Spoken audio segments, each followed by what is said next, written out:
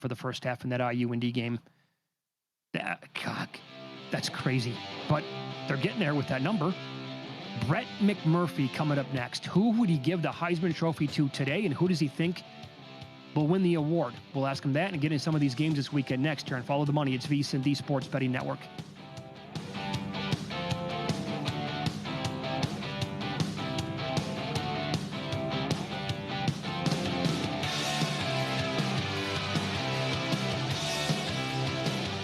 With the new IHOP value menu, $6 is all it takes to go to your happy place, where stacks of pancakes with bacon and eggs are just $6 every day. French toast, sausage, and eggs are, you guessed it, $6. And fluffy omelets come with a side of pancakes and only cost $6. Go to your happy place every day at IHOP. $7 in some locations. Available every day for a limited time at participating restaurants in the U.S. Hours may vary. No substitutions. Not valid with other discounts or promotions. Prices may vary. How do you stay humble when you're America's #1 wiper blade?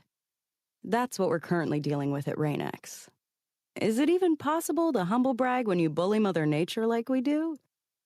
Do we sound too conceited if we keep repeating how Rain-X is the #1 brand of wiper blades in America? No, we'll take a lesson from our wipers and just keep doing our job with humility. As America's #1 wiper blade. Rain-X. Outsmart the elements. Experience the time of your life at Circa Resort and Casino in Las Vegas. Live it up with the world's largest sports book, Circa Sports. Get loose and get loud with all sports, all seasons at Stadium Swim.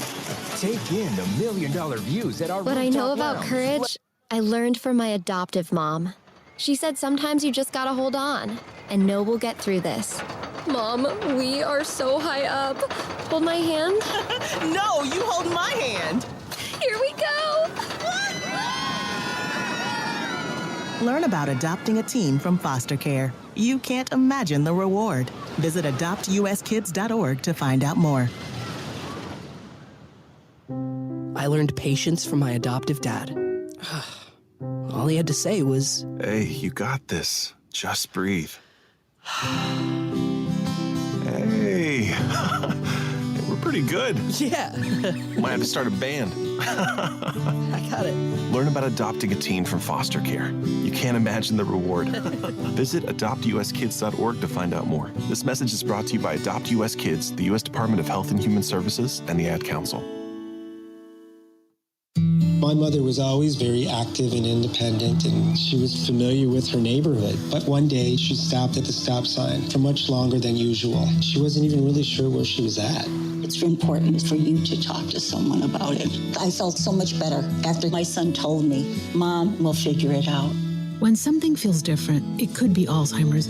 Now is the time to talk. Visit alz.org/ourstories to learn more. A message from the Alzheimer's Association and the Ad Council. What is dedication? I am the father of a 9-year-old little girl and a 6-year-old little boy. And I find fatherhood both relentlessly challenging and relentlessly rewarding.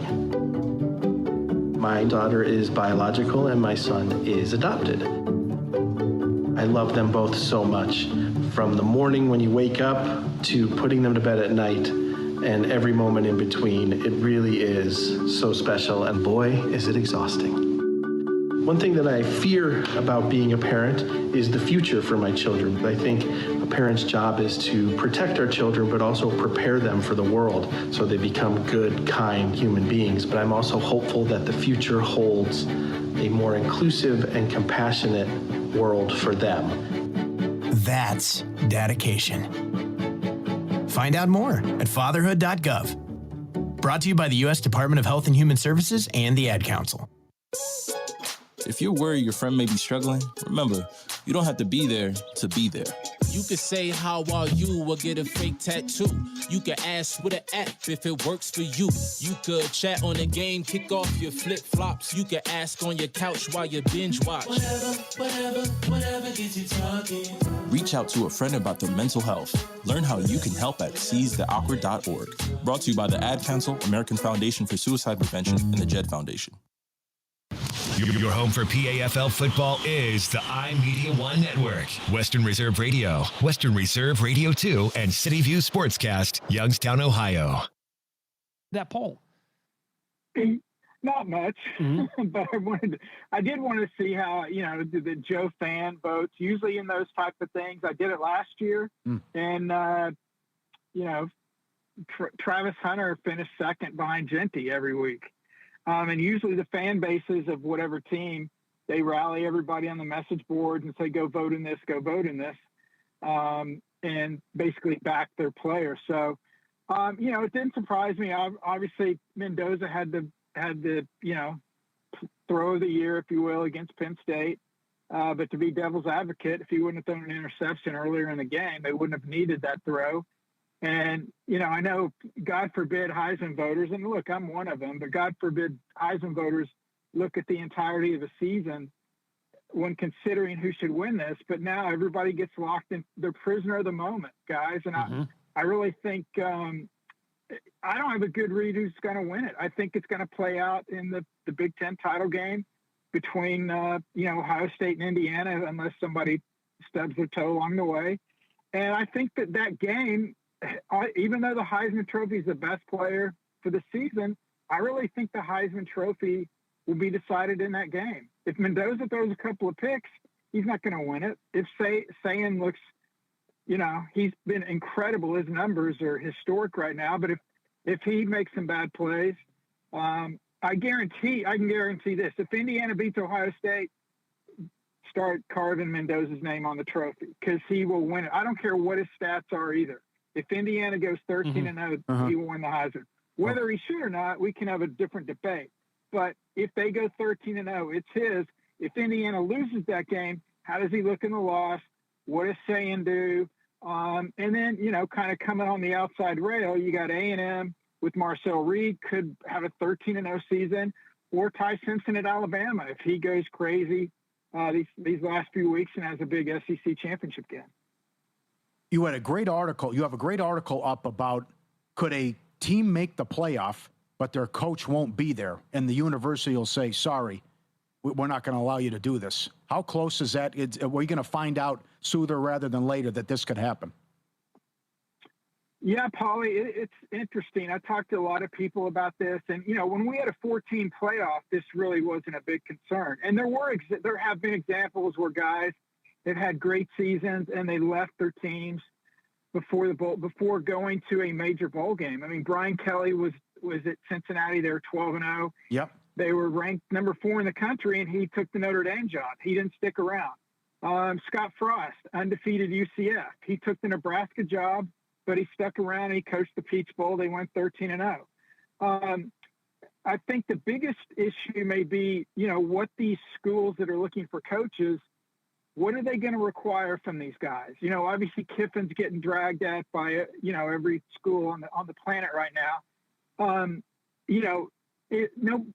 No matter what they're going to say to Kiffin specifically, I don't see any way not only would he not leave Ole Miss during the playoff, but I don't think he would actually make a decision. He's certainly not going to sign anything. Now, certainly these schools are going to try to get some assurance behind the scenes, some verbal assurance. Hey, you're our guy. As soon as you're done in the playoffs, we want you. But these coaches could have a change of heart. And then you've got a number of guys at the Group 5 level, Alex Golish at USF, Morris at North Texas. They could be in the playoff. And, what if they pull off an upset in the first round? Now they're playing into January. Yes. They've got opportunities to go to a Power 5 school. Would they potentially leave? I don't think they would, but certainly these schools are going to want some kind of assurance. Maybe they could get a Group 5 guy to sign something saying, hey, when you're done, you're coming on board, because it's a substantial jump. But I would be surprised if a power conference coach ever jumped to another power conference school during the playoffs. But guys, if you had asked me half of the stuff going on in college football now a year ago, I would have.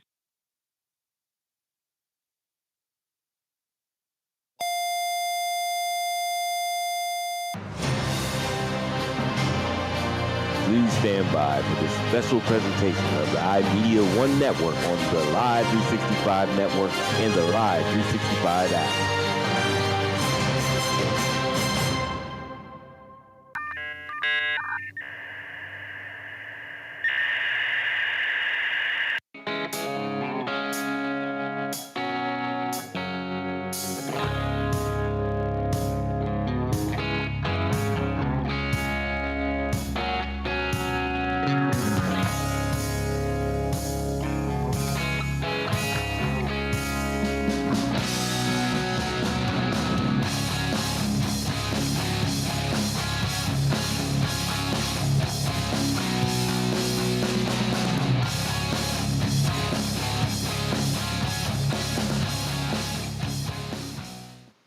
And we welcome you to Arrowhead Stadium here in Girard as Western Reserve Radio and WRQX AM 600 The Patriot are proud to bring to you Division 5 Region 17 playoffs. As tonight, the Poland Bulldogs, they make the trip back to Girard for the rematch with the undefeated Girard Indians. Hello, everyone. Jim Craven with you along with the coach, Bob Gessler. Dave Ferris, Matt Craven back in the Gessler Propane studio, pushing all the buttons, keeping us on the air as we get ready for this exciting rematch here in the Valley. And for the Poland Bulldogs, last week, they make it here by getting the 35-13 win over the Liberty Leopards coach. Liberty putting up a fight earlier in the game. However, Poland's depth become a little bit too much for them later in the game. They pull away. And then for the Girard Indians, they get the 28-14 win last week to move on. They defeat Manchester. And this sets up what is going to be an exciting rematch from October 10th, in which the Girard Indians get the 29-28 win over Poland. Yeah, right down to the wire. Tell you what, Liberty did a good job against Poland, but I think attrition ended up taking Liberty out because Poland's just too strong and they had too many players going in and out and in and out. So hopefully it's going to be another good battle. We know it went right down to the wire by 1 point, and again, these big games like this and these two teams are matched so evenly, it's going to be who makes the least mistakes in this football game. Yeah, the only difference in the last game was a 2-point conversion. Coming with 1:08 left, there's A.J. Pearson get into the end zone, take that 1-point lead, a gamble by the coaching staff there. It pays off. Girard remains undefeated, and just that one play, coach, made a difference there. But parity there between the two teams are so well matched. I mean, player for player. Now, as far as the offensive yardage, he's thrown. Pearson has thrown for I think it's 2,800 yards. I was looking at stats. It's just absolutely amazing. But again, you could throw all over the field. It's how much you score on important, tough games. And you mentioned A.J. Pearson. We talk about a matchup of sophomore quarterbacks in the Valley, and this is a matchup we may see for the next 2 years after this with David Zippolita coming in 51 of 87 for 1,063 yards. He's thrown 14 touchdowns. And A.J. Pearson, as you mentioned, 144 of 190, 28-14 through the air, 27 touchdowns, 3 interceptions. Coach, interestingly enough, only 1 interception per 63 passes.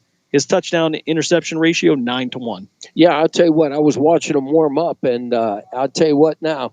He did a magnificent job throwing a spiral and watching him warm up. So this is going to be a young man. You're going to watch him. He could go places. Yep. Captains are out at the field for the coin toss. So we'll step aside for our first break. When we come back, pregame show will continue right here on Western Reserve Radio and WRQX AM 600 The Patriot. We're back on the other side.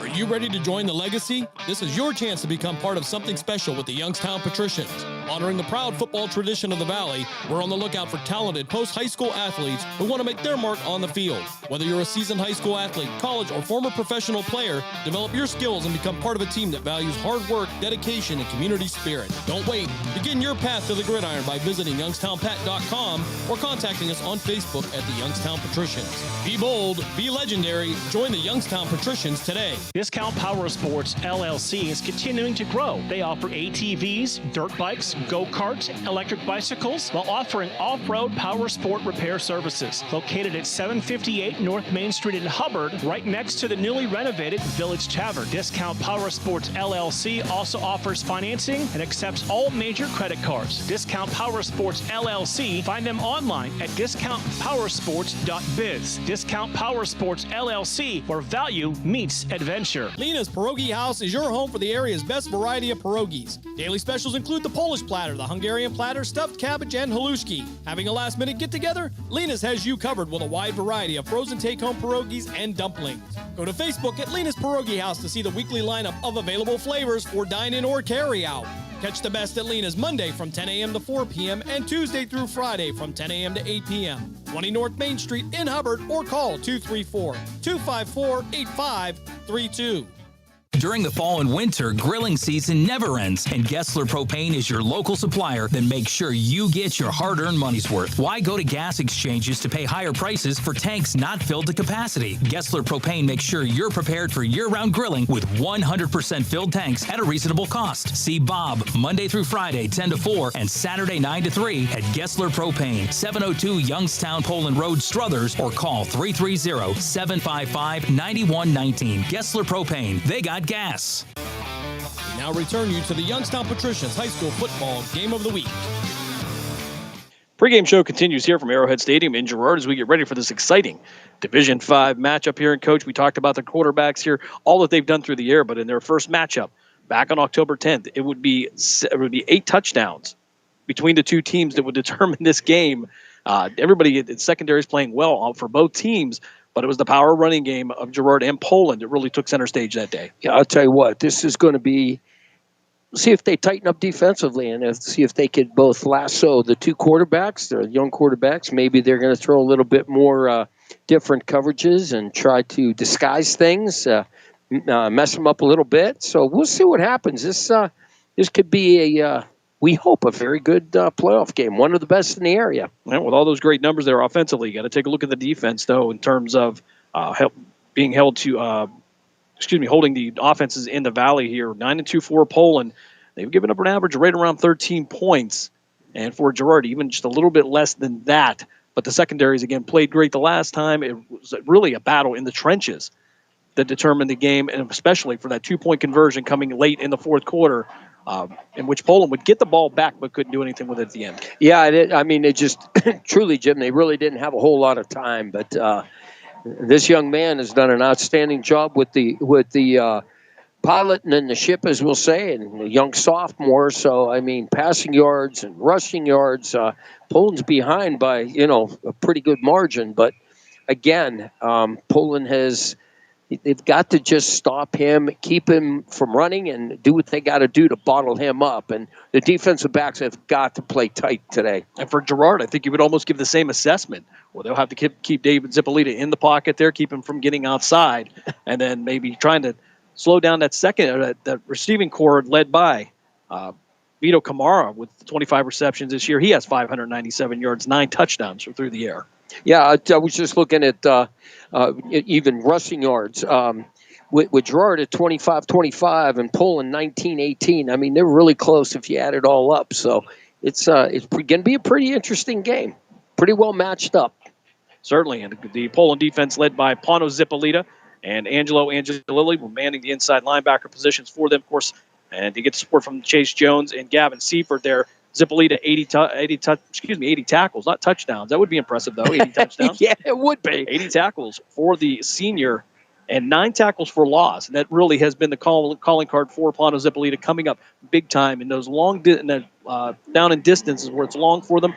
He gets in that backfield and disrupts everything. Yeah, and I really think, again, if he sees an opening, he's going to go, because I really believe to beat this Girard team, he's going to have to spy him. He's going to spy Pearson as much as he possibly can, and I think that's going to be the only way going to slow him down from running. Now, passing the ball, the down linemen have got to get some heat. They got to think that maybe they got to start blitzing a little bit more as well. Try to get some heat on him, but as a sophomore, he is an outstanding football player. I'll flip to the other side there. You talk about Alan Hess-Cardona, the senior, 6'2", 225, 103 tackles, 17 tackles for loss. he is somebody you have to watch on the edge there. He is a big body, but brings some speed with it as well. Yeah, absolutely. I mean, they've built this team up, and I was just talking to one of the players' dad, Joe Wilson from Cheney, and he knows my whole family and everybody. And I told him, I said, I remember coming in there with a champion team when I was the 8th grade coach there. And I told him, I said, you guys are going to think you guys are going to get us. We just don't have the manpower. And I'm watching now this team as seniors and sophomores and juniors. And I'll tell you what, this is a great, great bunch of kids. Yeah, you look at both sides of the ball. Big sophomore class for each of these teams. They're built to be set for the next couple of years. Again, some matchups we'll look forward to, especially when we talked about the 2 sophomore quarterbacks. And there are more sophomore quarterbacks in the Valley that we've seen. Absolutely. That will provide some exciting matchups. Yep. But these 2 tonight could be 2 of the best in the Valley. Yeah, I mean, I think if you look at their stats and again, who they're playing, that's the other key. These 2 teams are going at quality teams. They're not going and walking over teams that maybe they should be beating. So this is going to give them a great test, both of them, and we're curious to see what's going to happen, and we'll find out.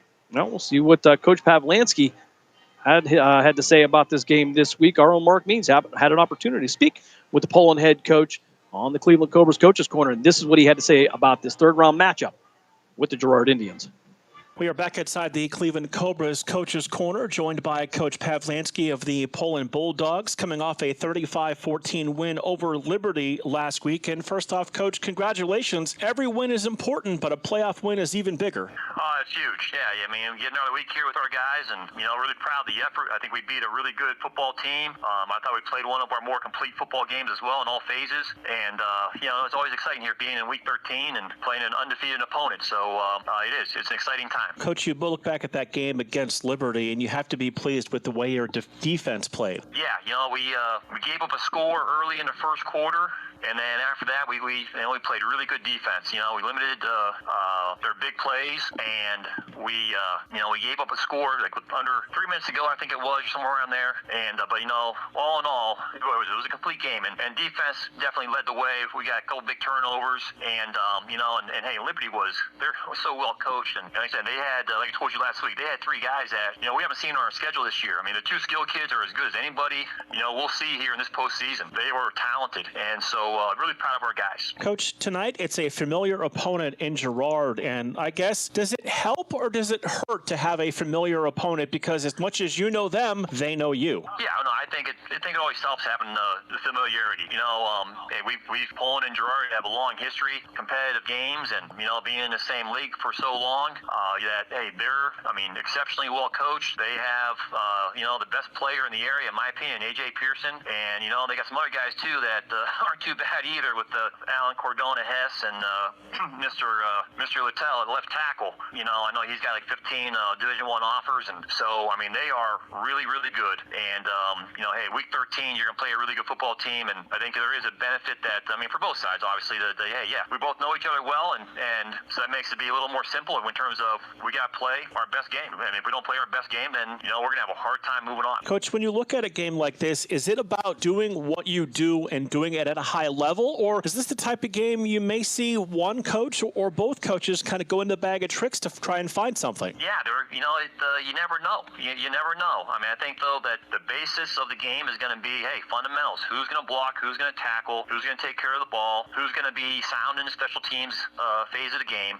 Who does those things? And the team that does those things the best is probably going to have the best opportunity in the fourth quarter to win the game. And going into that, there might be a trick here or there from your side. And because again, you look at the playoff history, teams that move on, there's usually some kind of gadget play or trick play or something like that played a role, whether it worked for them or didn't work for them. And but bottom line, that's just one play. And but still it comes down to blocking and tackling, taking care of the football. Is that the keys for your team to move on to the regional finals then, Coach? Yeah, we got to be the best version of ourselves. we got to be the best version of ourselves here in terms of blocking, tackling, taking care of the ball, executing all our kicks. And we do that, then, hey, it's going to be a ball game in the fourth quarter, and then let's go be who we are and see what happens. Coach, not that you're not a high-powered offense, but when you look at a team like Girard, how much of it is it, keeping them off the field, ball control for your team offensively? No, I think it's critical. I think we have to, we just got to make sure our possessions count. We want to make sure we finish each possession with a kick. And if we do that, then, we're going to put our offense or defense, in a really good position. And,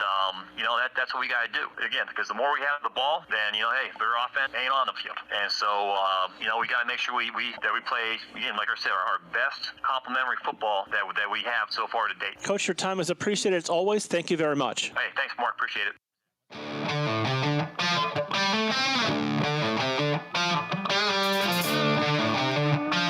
Are you ready to join the legacy? This is your chance to become part of something special with the Youngstown Patricians. Honoring the proud football tradition of the Valley, we're on the lookout for talented post-high school athletes who want to make their mark on the field. Whether you're a seasoned high school athlete, college, or former professional player, develop your skills and become part of a team that values hard work, dedication, and community spirit. Don't wait. Begin your path to the gridiron by visiting youngstownpat.com or contacting us on Facebook at the Youngstown Patricians. Be bold, be legendary, join the Youngstown Patricians today. The Village Tavern's been a beloved local landmark in Hubbard, Ohio for nearly a century, and now it's better than ever. Recently renovated and still serving up the same warm hospitality, the Village Tavern is your go-to spot for great food, cold drinks, and a laid-back atmosphere. Whether you're stopping in for dinner, catching up with friends, or just looking to relax, you'll enjoy a full menu of American favorites, rotating drink specials, and friendly service that makes every visit memorable. Be sure to visit the Village Tavern at 746 North Main Street in Hubbard, right next to Repair That Glass. To learn more, go to villagetavern3.com. Are you tired of switching apps just to catch your favorite shows and live events? Say hello to the iMedia One Network app, your one-stop destination for streaming and everything that matters. From national sports to exclusive local content, Western Reserve Radio, Western Reserve Radio 2, and City View Sportscast are now all in one place, anytime, anywhere. Download the free iMedia One Network app on iOS and Android and unlock the future of sports audio in the palm of your hand. The iMedia One Network, your sports app in the Valley. Are you ready to hit the gridiron and make your mark? The Cleveland Cobras are recruiting players and coaches for the upcoming Premier Amateur Football League season. We're looking for passion, grit, and the relentless drive to win. Whether you're a seasoned vet or hungry rookie, your shot starts now. Join a brotherhood, build a legacy, strike with the Cobras. Follow us on Facebook at Cleveland Cobras Football, or for league information, visit TAFLfootball.com to get started today. Team, pride, Cobras. Now return you to the Youngstown Patricians High School Football Game of the Week. Pre-game show continues here from Girard as we get ready for the Girard Indians and the Poland Bulldogs, an exciting rematch from October 10th, in which the Girard Indians would get the 29-28 victory over the Bulldogs. They finished the season undefeated, and tonight they get to host this third-round coach. And for Girard, this has been a fantastic season for them. However, you heard Mark Means talking with Coach Pavlansky, and he mentioned trying to beat somebody twice. You know each other well now. You've got the film. Basically, you've got the formula and the keys. I would say a little harder to beat the same team twice. However, this is an uber-talented Girard team. Absolutely, and I'll tell you what, you have to respect both these teams because they're going to be throwing rights and lefts and jabs at each other. And I'll tell you what, I've been in this spot before where you played a team and you got to come back and try to beat them again. But, again, you always throw that little bit of a wave or a curve in there to say, okay, let's see what we can do, whether it would be, you're going to run a little stack, you're going to run a man over. Just throw it up and see exactly what you can do. Yeah, that was going to be my next question. I'm glad you brought that up. From a coaching perspective, it becomes a little bit more of a chess match here because now you know the tendencies, and you got to come up with something maybe a little creative, something they haven't seen before on both sides. But you're in week 13 now, and that's a little tough to do. Well, like I said, you know what? You got to throw that wrinkle in there. Whether you're going to blitz a linebacker, or you're gonna have somebody come hot off the edge, or even a safety come in on a blitz. I mean, the defenses you may see that a little bit more and challenge. But again, the whole key to this is for Girard and for Poland is keep them quarterbacks in the pocket and keep heat on them. We're going to step aside for our final break. When we come back, We'll get you ready for the kickoff here from Arrowhead Stadium. Girard, you are listening to the Youngstown Patricians High School Football Game of the Week on Western Reserve Radio and WRQX AM 600 The Patriot. We're back after this.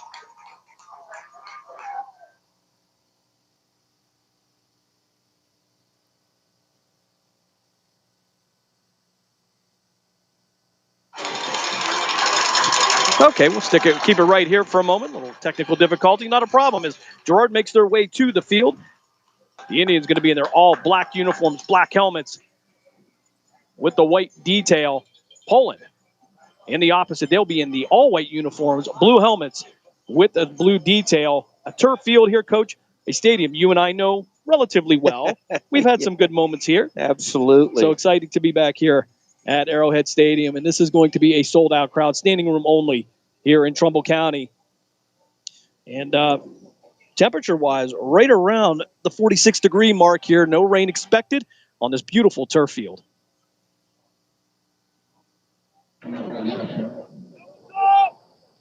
We'll step aside now for our national anthem.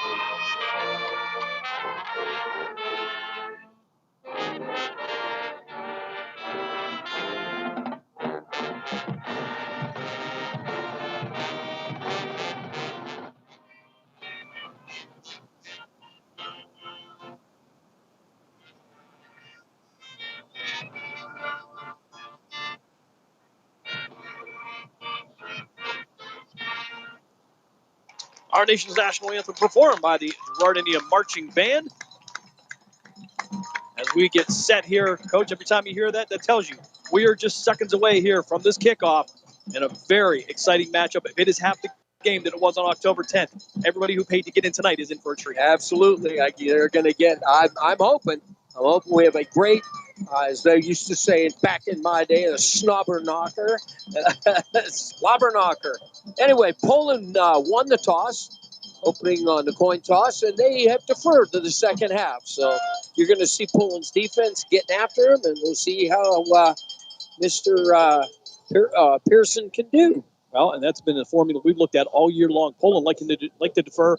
You get that drive in the third quarter to start the second half. They have done a lot with that. That's been an advantage. And even in the last game, as close as it was, that too was important. Yeah, absolutely. And as I recall, and I could be wrong, didn't they lose the toss and had to go on board? So back, let's see what happens now. We got a little turn the tables. So if they could shut them down and do what they got to do, Poland will be all right. But again, with Girard's quarterback and receivers and freshman receiver who's just outstanding, and I'll tell you what, this could be a very, very interesting game. Certainly, and indeed, both of these teams very well matched here. Again, 29-20 was the score the last time. The only extra point was there came with 1:08 left in the fourth quarter. A.J. Pearson right up the middle. Through that Poland defense, gets into the end zone. Coach Pearson gambles on it. It pays off. Absolutely. And that sets up this great matchup here. And while we have an opportunity, we like to do things for the community. And, of course, we have a young lady named Katie Martin who is battling cancer. She's a nurse here at Mercy Health in the Youngstown area. Devoted wife, loving mother of 3. And at 30 years old, she was diagnosed with breast cancer and has faced chemotherapy and surgery, has done it with a smile, to say the least. Despite needing the radiation, additional surgeries, she approaches it with strength and grace. They are having a raffle for her. This will be a cooler raffle with some adult beverages, I think we can say. Absolutely. And if you are interested, the tickets are $10 a piece. It is a loaded Yeti cooler. The drawing will be on November 17th. And if you are listening, you can go to Katie's Fight is Our Fight on Venmo. That's Katies, Fight is our fight on Venmo. Send them a $10 donation. They will send you a ticket. You have a shot at one of these Yeti coolers. Yeah, a very young person to have cancer like that. And, you know, we all pray for young people like that, and they get their whole life ahead of them. Yeah, we see it much too often. As Aiden Branches will get ready to tee this one off. An exciting one here. We are privileged to be here on WRQX AM 600 and Western Reserve Radio. Jim Craven with you, along with the coach, Bob Gessler.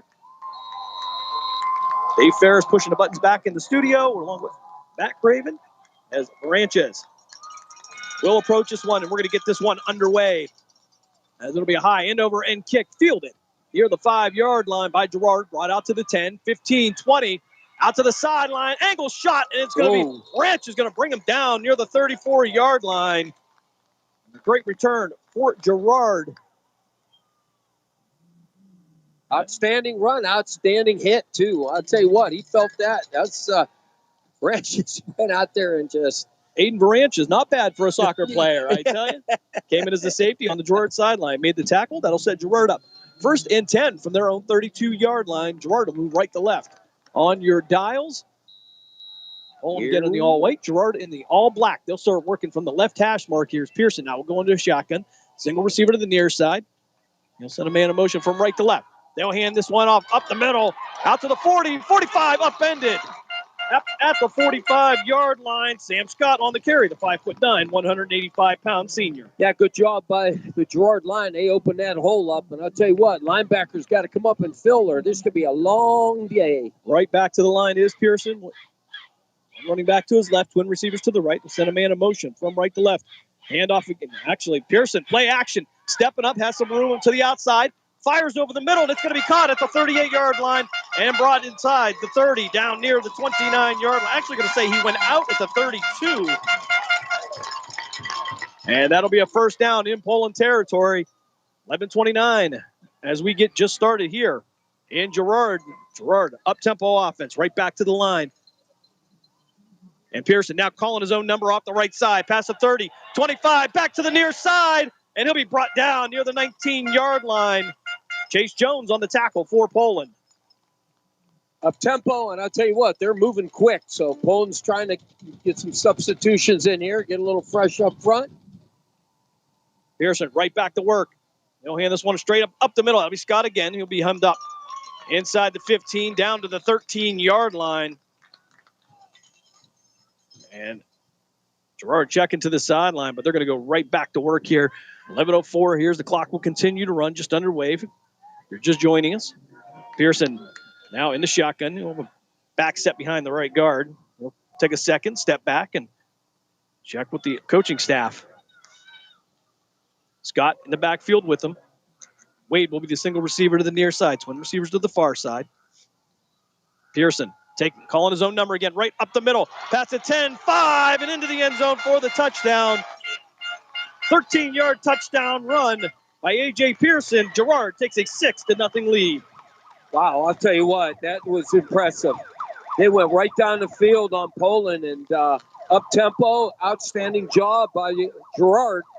Poland's got to tighten that up and get off these blocks. I'll tell you what, though, Jim, that offensive line is doing a massive job. 10:36 left here, first quarter. Jay Pearson on the 13-yard run gives Girard the 6-0 lead pending the extra point. Last time it would be Poland that would score first, this time Girard. They had a whole lot of coaches. Actually, they're going to say no touchdown. It's going to be just short. I think his knee hit the ground. Okay, so it's going to be at the half-yard line.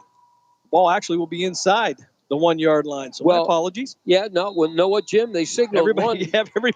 We had the siren going. Yeah, but the line judge got it. Pearson taking it off the left side again. No question this time. It'll be a 1-yard touchdown run with 10:27 left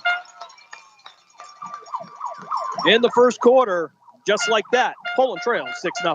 Right down the field, Jim. I'll tell you what, Poland, they got to tighten that defense up. I'll tell you what, Girard's front line is opening some gaping holes, and them running backs are hitting it good. So they better make some changes and tighten this up, or this could be a long game. Max Erickson on for the extra point. Snap is back. Kick is up, and it is Good. 10:27 left here, first quarter. Girard takes a 7-0 lead. We'll step aside for a timeout. You are listening to the Youngstown Patricians High School Football Game of the Week here on Western Reserve Radio and WRQX AM 600 The Patriot. We're back on the other side.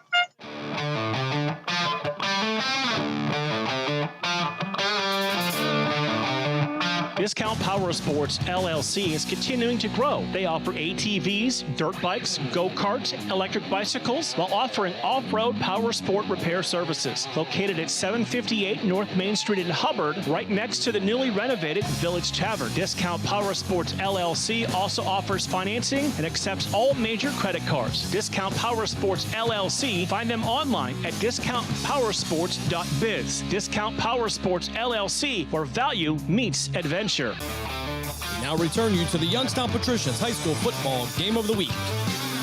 10:27 left here, first quarter. Girard takes a 7-0 lead on a 1-yard touchdown run by quarterback A.J. Pearson, the sophomore. And Poland, just like that, will get a shot on offense, but a quick start by the Girard Indians. Well, I'll tell you what, I'm going to talk about the Hogs up front. Outstanding job, but when you got somebody like Dylan Littell, who's 11th grader, little small guy, only 6'7", 310 pounds. And I'll tell you what, there ain't an ounce of fat on that young man. And where do you buy his clothes at? What's that? Where do you buy his clothes at? How would you like to feed that 11th grader? Well, the internet. That's the only place you're going to get. You'll be hanging deer and a lot of hog out in the garage. Girard set to kick this one off. Of course, all kickoff. There's some movement up front, but this one going to stay on the ground, go up to the second line. Oh, boy. And picked up by Poland. Out to the far side, past the 25. He'll fight his way out near the 30, give or take a yard or two. And that's where Poland will start off. 1st and 10 with 10:22 left here, first quarter. We had a little bit of dancing by two players around the 35-yard line. Officials going to be generous here. Yeah, I think they're going to let them play tonight because they were nothing. I mean, they were just dancing around, pulling on each other. So. Speaking of quick scores, Coach, over on Western Reserve Radio 2 and Sports Radio 1240, McDonald takes a 7-0 lead over Monroeville. There we go. That game being brought to you by Mark Means and Dave Clark, as Zippolita will go into the I formation. They'll flip Seifert from the right side to the left side.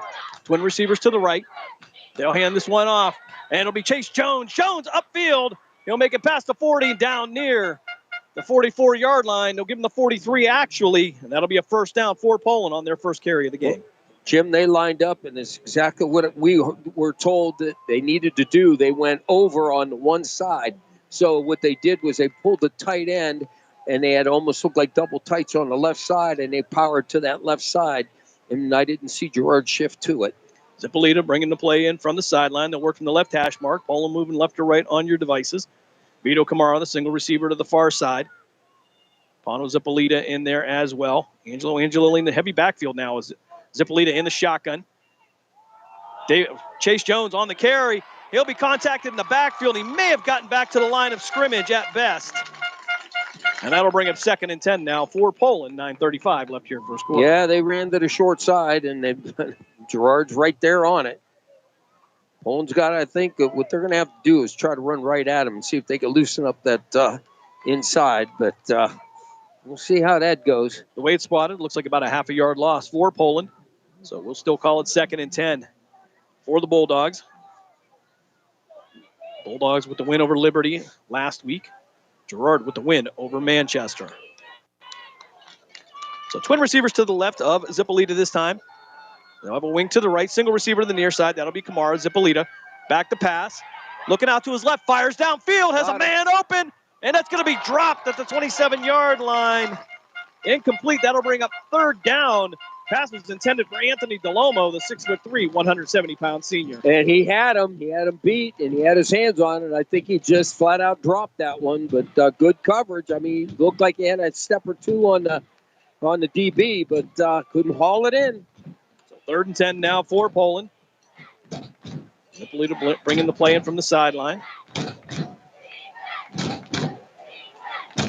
Drake McGregor will check out for Girard. Seifert will head to the sideline. And I believe Coach Pavlansky is going to have to take a timeout. 8:51 left here in the first quarter.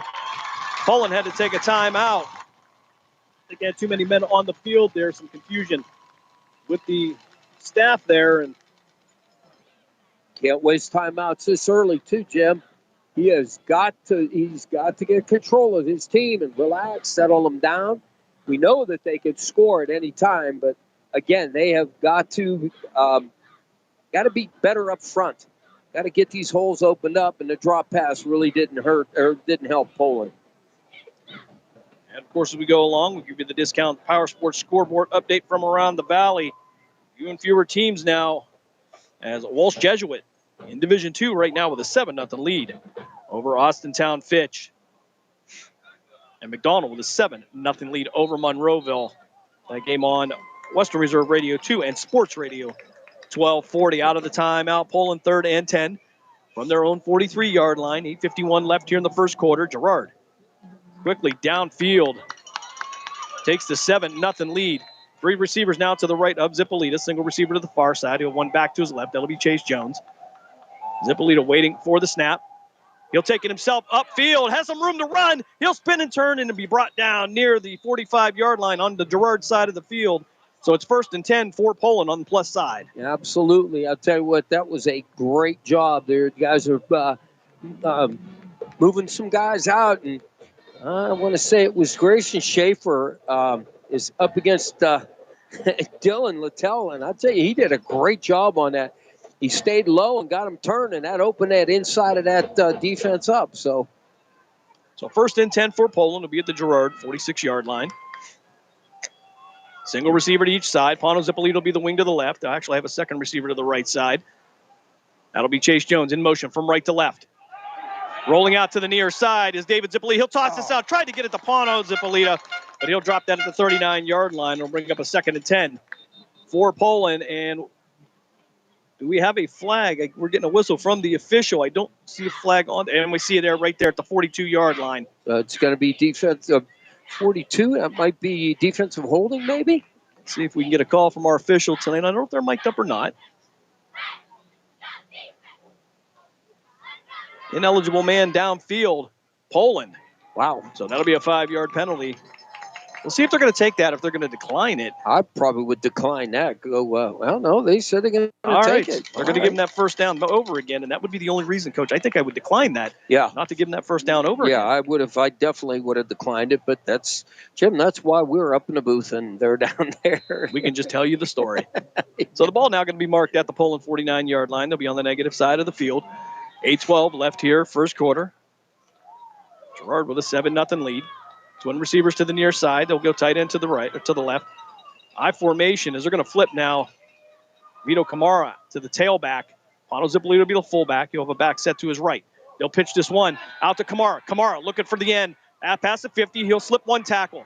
Down to the 40 and fight his way past the 35 near the 34-yard line. Actually, they give him the 35. Got a late flag coming and then a flag from the sideline. And I believe that's going to be maybe a sideline warning. We'll see what that's going to be the call on that. You got coaches in here ripping on a player, so I got to believe that's Girard. Yeah, not happy at all. So we'll see if we can get the indication from our referee tonight. 8:04 left here, first quarter. 2 flags on the Girard sideline.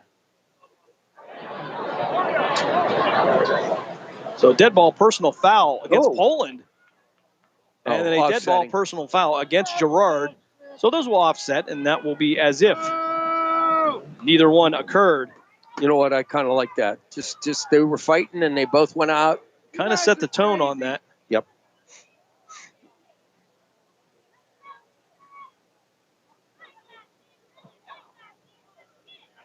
So nonetheless, since those were dead ball fouls, this will be a first down for Poland. Yeah, they made the yard. They gained a first down on that, and then the flags were thrown after the play was over. Ball now at the Girard 35-yard line. 8:04 left here on the stop clock. DeLomo and Camara will be the receivers to the left. They'll actually push Chase Jones over there as well. Pano Zippolito with his brother, David Zippolito. Pano to his left. Camara in short motion. They'll give it to Pano Zippolito. He'll drop his shoulder, fight his way forward, maybe pick up 4 or 5 on the play. And that'll bring up second down for Poland near the 31-yard line. And Pano Zippolito, always good for 3 or 4 yards. You ain't kidding. That was a good 4-yard run. And you know what? He's hard to bring down. He is a not a real tall kid, but he's just, he's one of those back in the day, Don Nottingham, the human bowling ball. A lot of muscle. They just squish it down into a shorter That's it, body. man. I'm telling you. DeLoma, the single receiver to the far side. Kamara to the near side. Zippolita in the shotgun. He'll send Kamara in motion from right to left. He'll give it to Kamara on the end around. Vito's going to drop it. He's going to have to cover it up. And that'll be back at the 39-yard line.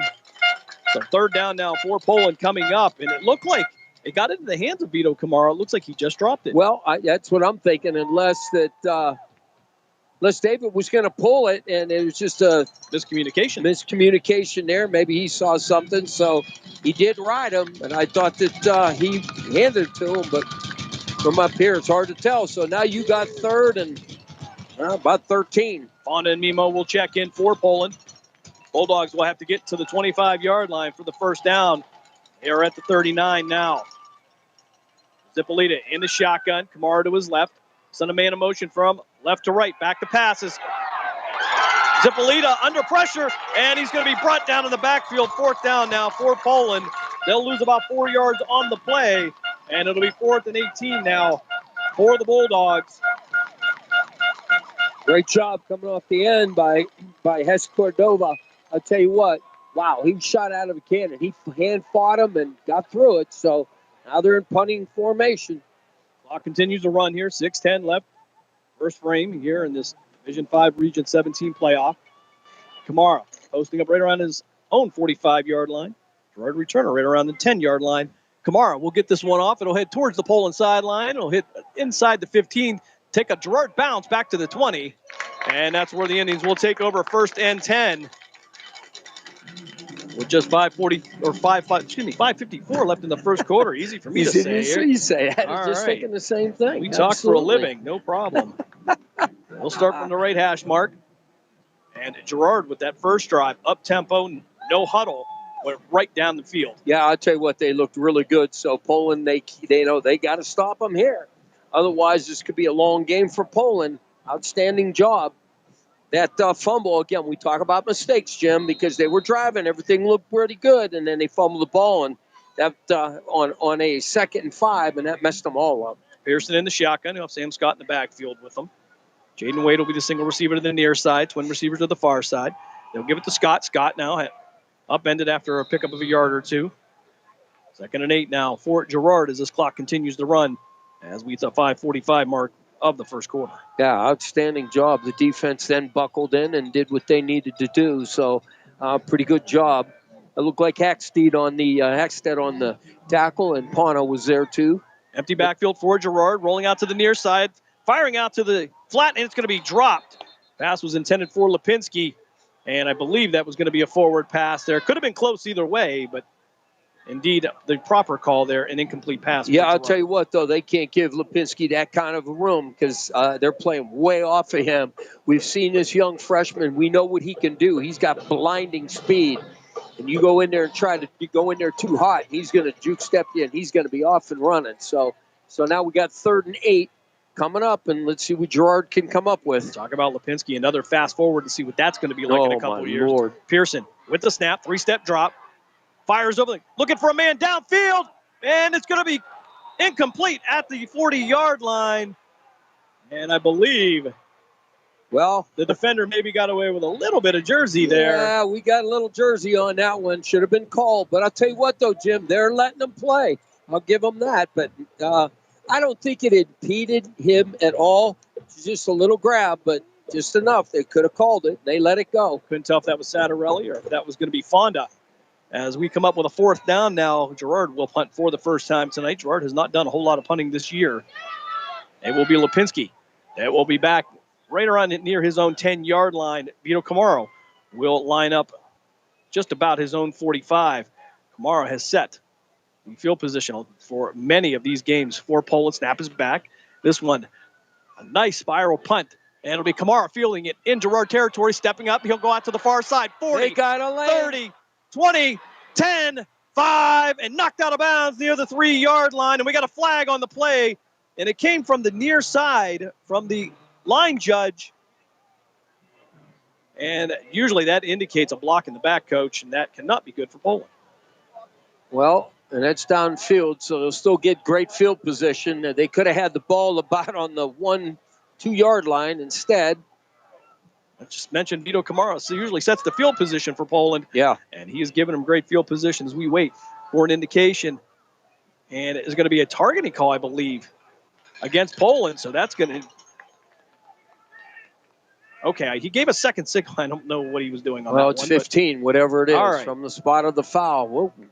So nonetheless, the ball will come back to the 32-yard line. Poland will have it in Girard territory. I think he miscounted that, Jim. I'm not sure, depending on where he thought it occurred at. The 32, wow, that would have been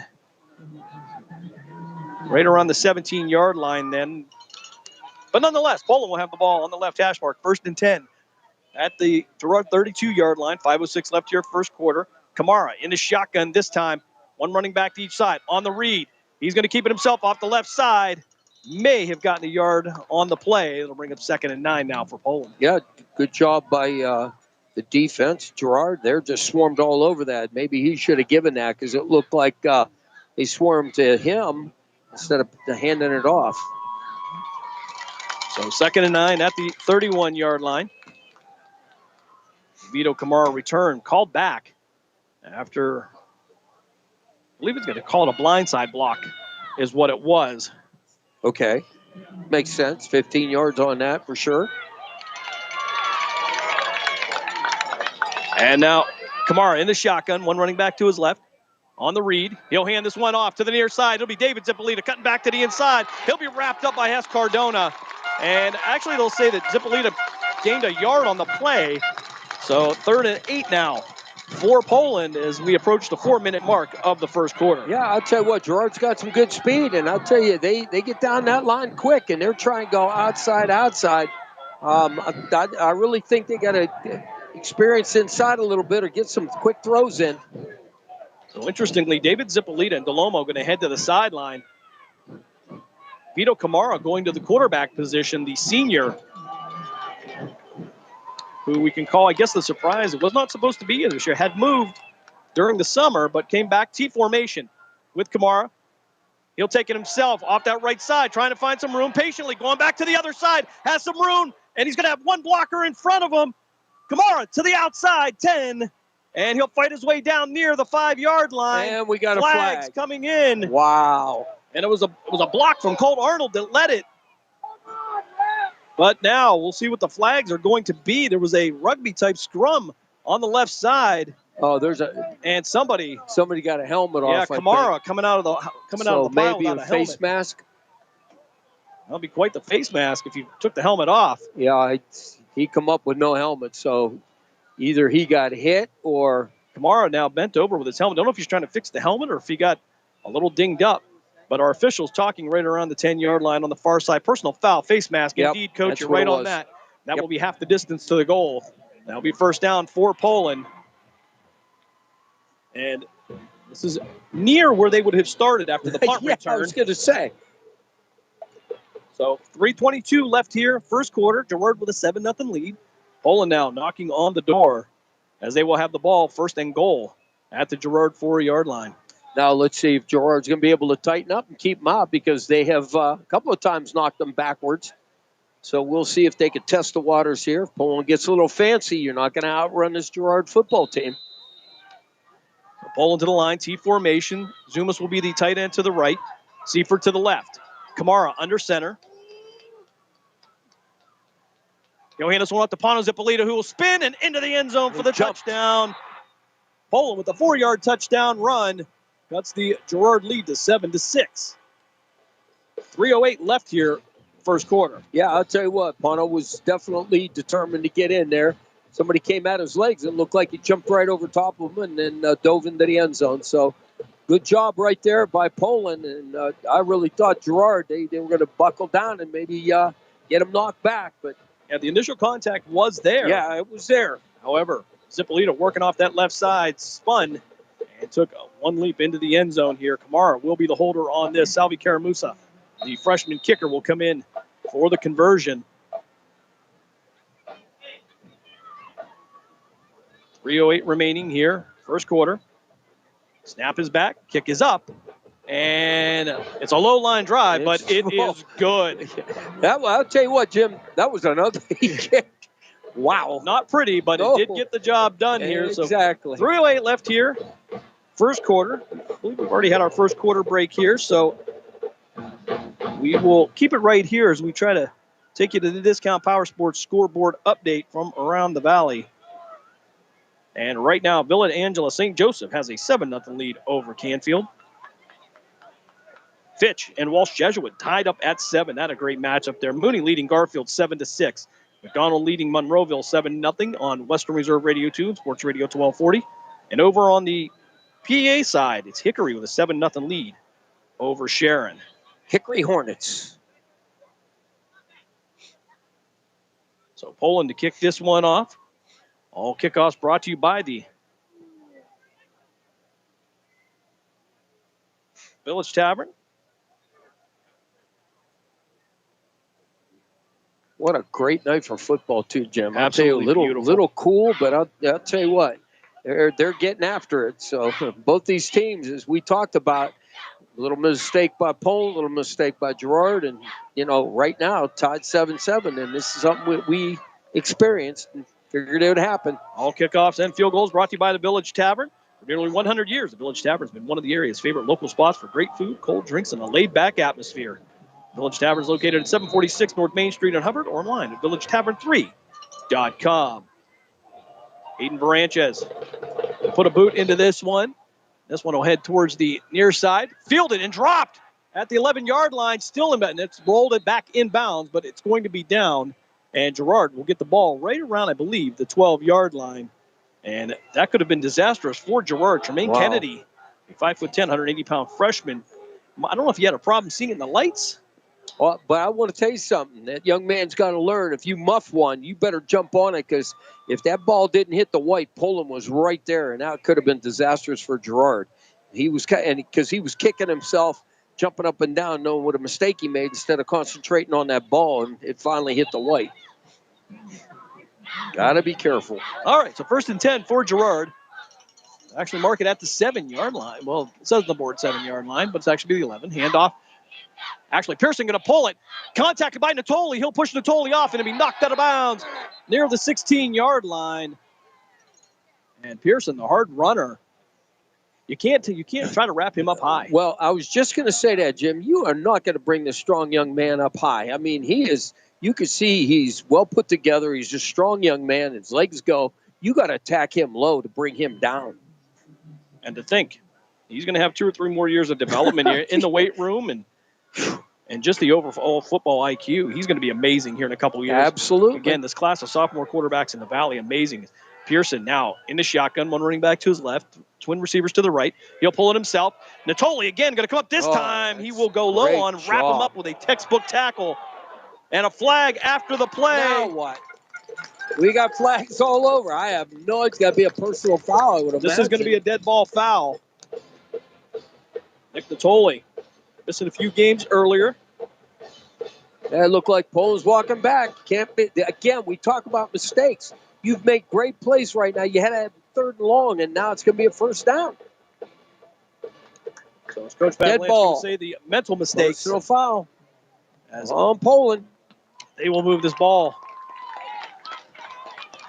upfield here. And that. So now instead of 3rd and long, you got them pinned back to the. Now you're giving them 1st down on the 32-yard line. And Girard, you know, I'll tell you, can't give them this. Pearson, twin receivers to the left, single receiver to the right. He'll hand this one off. And Tolley coming up for the tackle. He'll miss. He'll make it past the 40 and down near the 44-yard line. And I believe that's going to be Scott on the carry for Girard. Here they go in the hurry up. They seem to do well with this. So Peyton Miller now to the far side of the Poland defense as Cardona Hess will be in motion, and we will get a whistle. Procedure. And it's going to be Illegal procedure coming up against Girard. That will move him back 5. It'll make it 1st and 15. Your favorite down and distance, Coach, with 2:38 left here first quarter. Yeah, I'm sure you have a play on your script for this. Oh, yes, all the time. Well, I made sure I had a play ready to go because we sort of did it quite often. As a matter of fact, on this field, we did it quite a bit. So they'll move the ball back to the Girard 39-yard line. 1st and 15 for the Indians. We are tied at 7.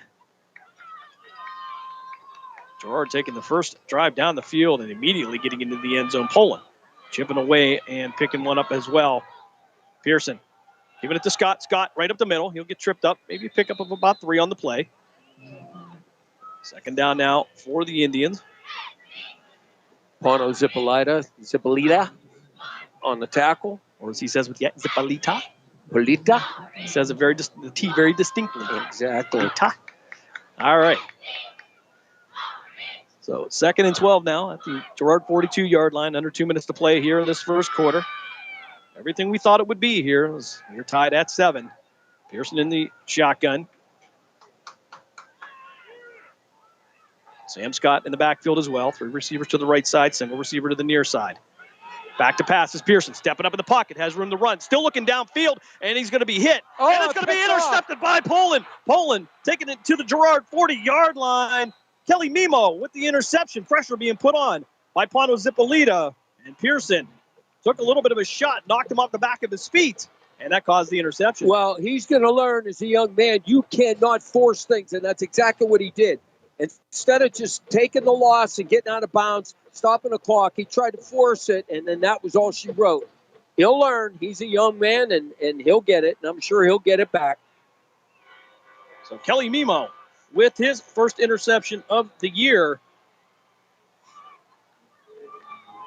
Gives Poland the ball back at the Girard 40-yard line.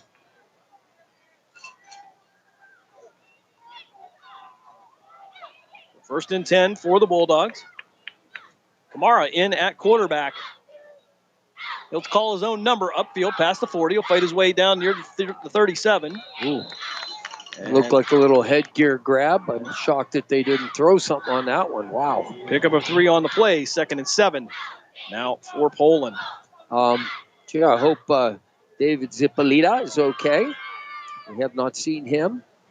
Well, he's been in a kind of a running back position, so this is maybe Coach Pavlansky trying to shake things up a little bit. You talked about some of the wrinkles you had to put in, and as you say his name, he appears. Comes out, so maybe he wanted to rest him a little bit. So let's see what happens. Zipolita back at quarterback. Delomo, the far receiver to that side. J.J. Fond out there as well. Pano Zipolita wing to the left. Single receiver to the near side. They'll hand this one off to Kamara. Kamara looking for some room to get upfield, and he may have gotten back to the line of scrimmage, and that's going to be about it. 3rd down now coming up for Poland.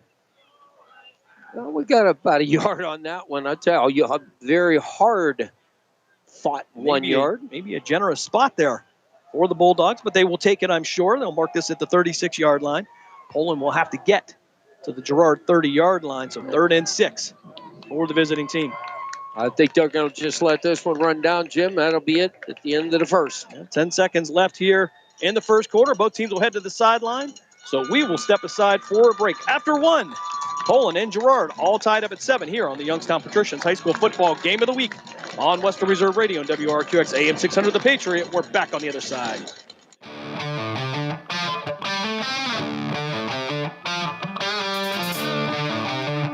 Discount Power Sports LLC is continuing to grow. They offer ATVs, dirt bikes, go-karts, electric bicycles, while offering off-road power sport repair services. Located at 758 North Main Street in Hubbard, right next to the newly renovated Village Tavern. Discount Power Sports LLC also offers financing and accepts all major credit cards. Discount Power Sports LLC. Find them online at discountpowersports.biz. Discount Power Sports LLC, where value meets adventure. Are you ready to join the legacy? This is your chance to become part of something special with the Youngstown Patricians. Honoring the proud football tradition of the Valley, we're on the lookout for talented post-high school athletes who want to make their mark on the field. Whether you're a seasoned high school athlete, college, or former professional player, develop your skills and become part of a team that values hard work, dedication, and community spirit. Don't wait. Begin your path to the gridiron by visiting youngstownpat.com or contacting us on Facebook at the Youngstown Patricians. Be bold, be legendary, join the Youngstown Patricians today. We now return you to the Youngstown Patricians High School Football Game of the Week. Stack formation, movement up front, and Poland will go from 3rd and 6 to 3rd and 11 as we get the second quarter started here. And Angelilli started moving there. It was in that stack formation, Coach, was right behind the quarterback. Yeah, that's just, can't do that. Got too excited on that one. So if he was smart, he would have kept going lateral, and just try to sell exactly what you do. Just keep moving to the side. If you jump, just act like you're in motion. So 3rd and 11 from the left hash mark. They'll go back to the stack formation. Pano Zippolito will be the middleman. Chase Jones will be the tailback. He'll give it to Pano off the left side. He'll drop his shoulder past the 40 and upended at the 38-yard line. And I believe that's going to be Scott on the tackle for Girard. And we'll see what they're going to mark this, what kind of credit they'll give him. I believe it'll be maybe the 37. Poland will have to get to the 30-yard line. Fourth down now, Coach. You're kind of... I got to say, punt the ball. And we'll see Seaford running. He's going to the sideline. David Zippolito coming in, as well as Vito Kamara. Kamara going to stay out to the far side. He won't even go to the huddle. Wow.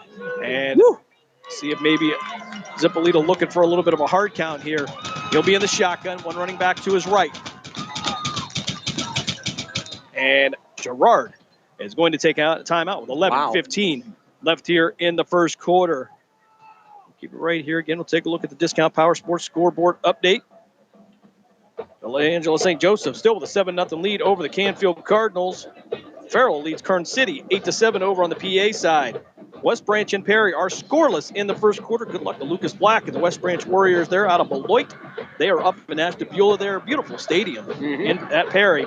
Right now, Walsh Jesuit get it out with a 14-7 lead over Fitch. Garfield trails Mooney 7-6. That a close one over on Western Reserve Radio 2. Sports Radio 1240. McDonald leads Monroeville 13-7. And also just across the state line, Hickory and Sharon are all tied up at 7. A marquee matchup there in the Keystone State. And one here in the Mahoning Valley as we have a 7-7 score here between Girard and Poland. Girard taking the timeout.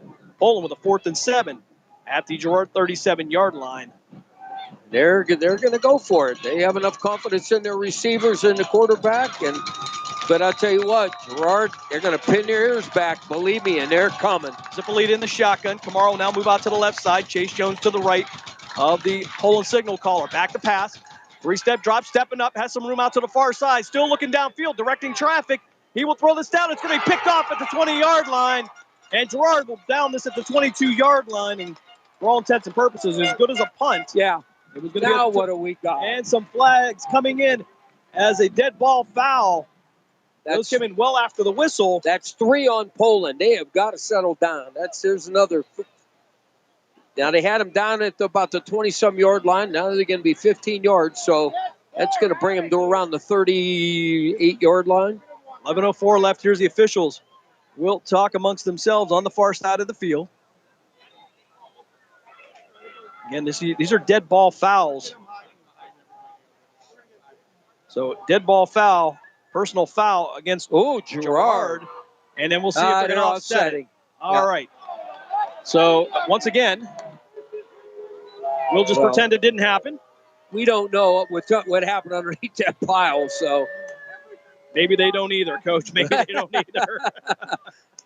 We know whatever it was wasn't right, but well, if that's the case, you know what? It doesn't hurt either team. So at least that's even with that. Right now, Poland with 5 penalties for 45 yards. Yeah, that's not good. Pearson in the shotgun. 2 receivers to his right, 1 running back to his left. That'll be Scott. Pearson taking it himself upfield, almost tripped up, and he's going to be hit at the 28-yard line. He'll drive his legs down to the 29-yard line, pickup of 6. It'll be 2nd and 4 now for the Indians. Yeah, I'll tell you what, nice run. They had him stop for maybe about 2-3 yards, and he fought forward, was able to push with them legs. So good job on his part. Pearson right back to work. Option to the right. He'll pitch it to Scott. Scott looking for room to run. He'll be wrapped up at the 38-yard line, and that's enough for a Girard first down. 10:35 left here in the second quarter. We are tied up at 7. Girard taking over after an interception on 4th down.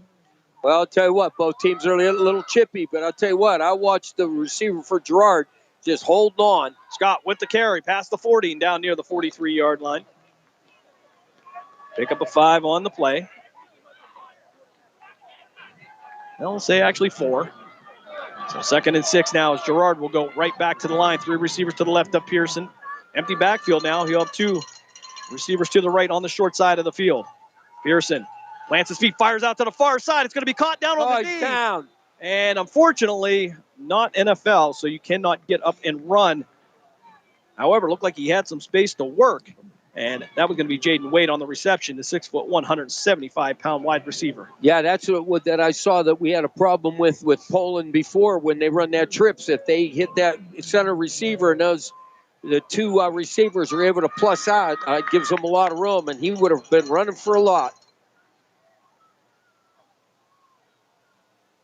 Discount Power Sports scoreboard update. McDonald now with a 20-7 lead over Monroe. Monroeville in the second quarter. Pearson, 1 running back to his right. Trips receivers to his right as well. Back to pass, 3-step drop, looking out to his right. Under pressure. Fires, and it's going to be caught in the middle of the field by Girard at the 40 and brought down inside the 35, down near the 33-yard line. Braxton Sloan on the reception, just kind of set up in the middle of the field. He found a soft spot. And a big gain for the Girard Indians. I watched them. I tell you what, outstanding job by their receivers, because what has happened was he started scrambling this way and he broke his pattern off and ran with them, and that's an outstanding job. 1st and 10 now from Poland's 33-yard line. Now what? And another flag?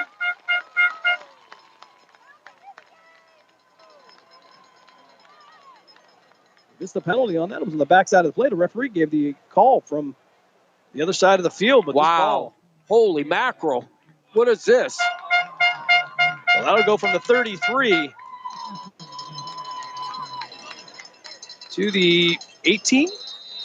Holy mackerel. So that's a 15-yard penalty. Another 15-yarder on to Poland as Pearson plants his feet out to Scott. Just gets it just past.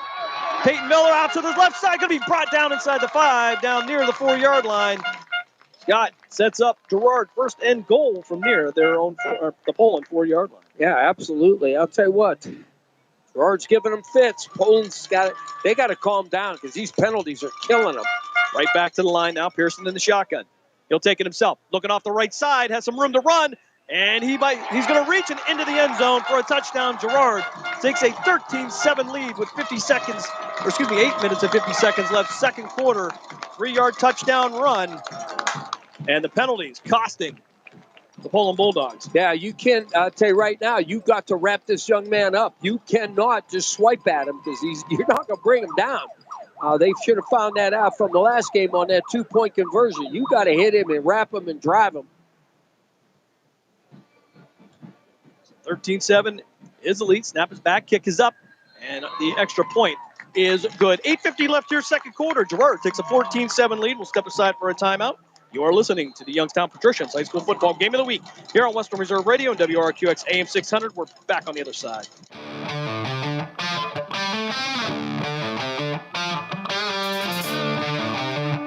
Village Tavern's been a beloved local landmark in Hubbard, Ohio for nearly a century, and now it's better than ever. Recently renovated and still serving up the same warm hospitality, the Village Tavern is your go-to spot for great food, cold drinks, and a laid-back atmosphere.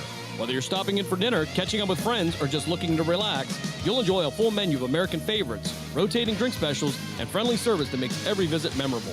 Be sure to visit the Village Tavern at 746 North Main Street in Hubbard, right next to Repair That Glass. To learn more, go to villagetavern3.com. We now return you to the Youngstown Patricians High School Football Game of the Week.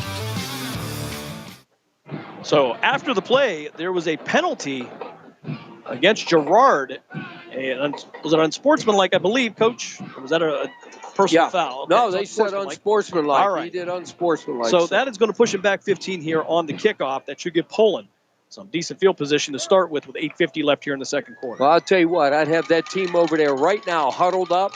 I'm talking about the whole team, and say, you can't do this, gentlemen. You're going to lose this game because you can't do it. You have got to calm down and play football. Ridiculous. Cost them probably, at least 30 yards in penalties. Yeah, Poland right now.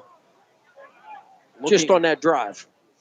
Looking at 50 yards in penalties on 6 infractions.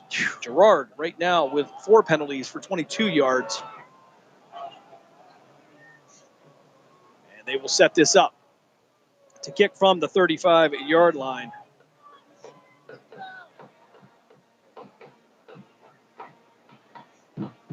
Girard kicking a left to right here. We are in the second quarter here at Arrowhead Stadium. Jim Graven with you, along with Coach Bob Gessler. Dave Ferris, Matt Graven back in Gessler Propane Studio. And this one going to be a line drive. Fielded at the 20-yard line by Poland. Brought out to the 30. 35, that'll be Natoli at the 40. And near midfield into Girard territory and knocked out of bounds near the 46-yard line. Natoli with a touchdown earlier in the season. I believe week 1 gives Poland good field position with 8:41 left here in the second quarter. No flags on that play. That's a first. Seems like the officials getting a workout here. Yeah, for a while there they were letting them play, but it's just getting out of hand. And the penalties seem to be correct. I mean, there's no complaints about penalties. No, these are penalties that do seem to be good calls by our officials. Well, if you see personal fouls, that's when you gotta again huddle that team and say, you guys, you're shooting yourselves in the foot.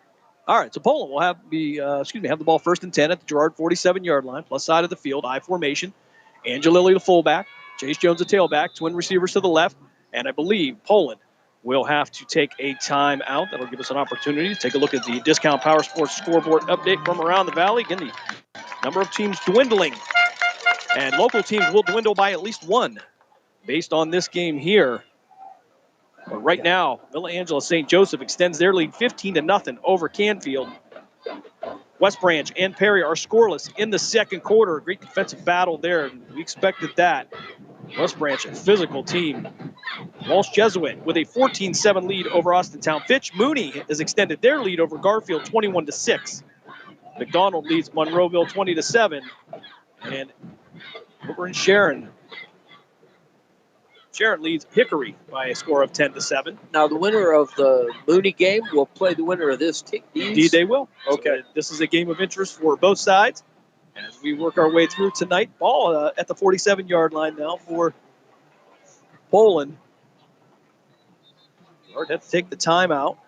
I don't know why. Poland took a timeout. Yeah, I don't know what he saw and had to take the timeout. Maybe it was what the defense gave him, but coming out of that, you should have been able to be ready to go. He wasted timeout. Mimo and Kamara, twin receivers to the left side, I formation, Zippolita with the handoff to the tailback, Chase Jones. He'll work his way through past the 40, maybe near the 39. Actually, officials will kind of shift in between the 39 and 40. We'll see which one they'll give them, but that will bring up second down now. And just about 3. 8:21 left here as the clock continues to run here. Second frame. Second meeting between these two teams this season. Girard taking the 29-28 win on October 10th. Mimo and Kamaro, twin receivers again to the left side. Back to the I formation. David Zippolita under center. Angelilli the fullback. Chase Jones the tailback. This time they'll give it to Angelilli. He'll drive his legs. He'll get near the first down marker. Depending on where the head linesman marks it, that may be a first down. Clock continues to run with 7:49 left, and now the officials will stop the clock. And the referee says it is a first down, as they will get down to the 37-yard line. So 1st and 10 for Poland. And the clock will continue to run. Well, officials trying to get the clock to stop, but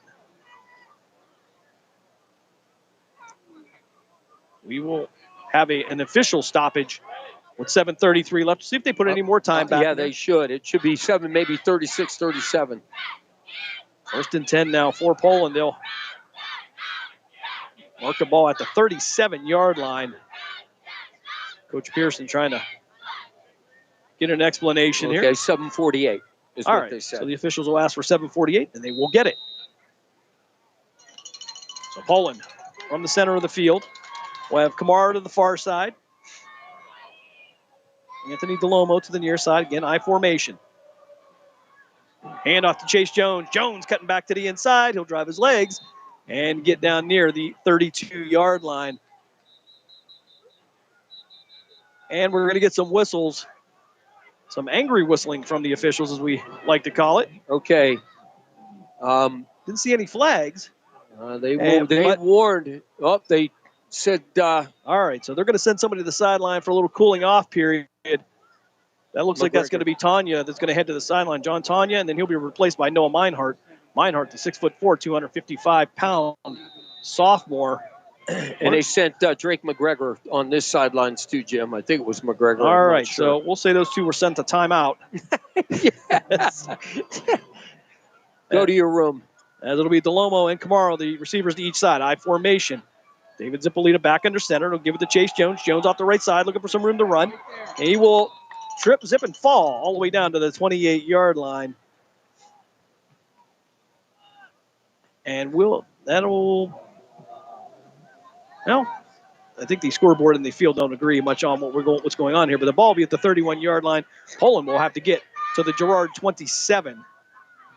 Yeah, and I would believe it's going to be from this point, Jim, 2-down territory.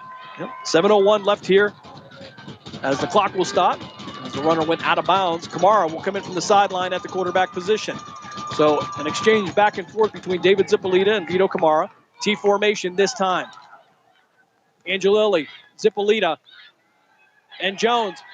Screen pass caught over here. Well read by Girard. Brought down at the 38-yard line. A loss of 7.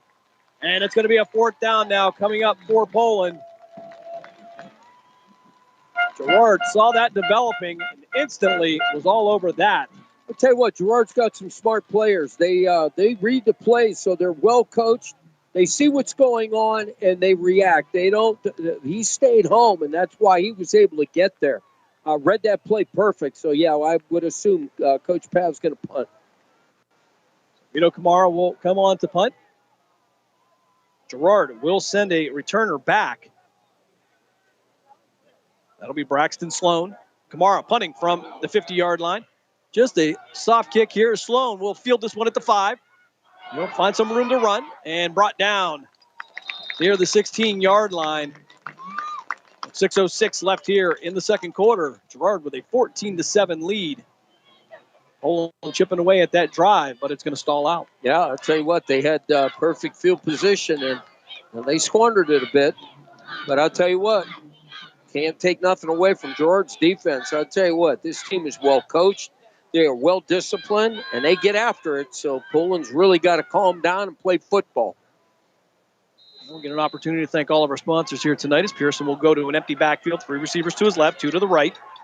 Right side will be the short side. Pearson calling his own number upfield, and he's going to be hit near the 23-yard line, maybe the 24.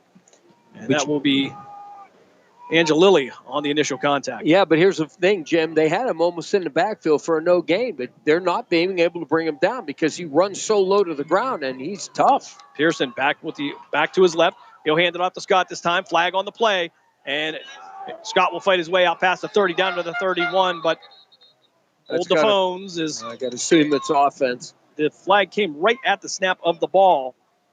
Oh, either offsides or something. So a sideline warning, I think, also coming.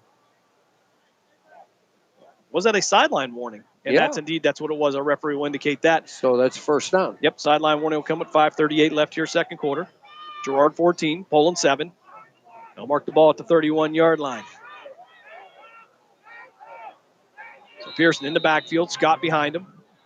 2 receivers to the left with a wing left. Single receiver to the near side. Hard count for Pearson. He'll step back, check with the sideline. Clock running, 5:27.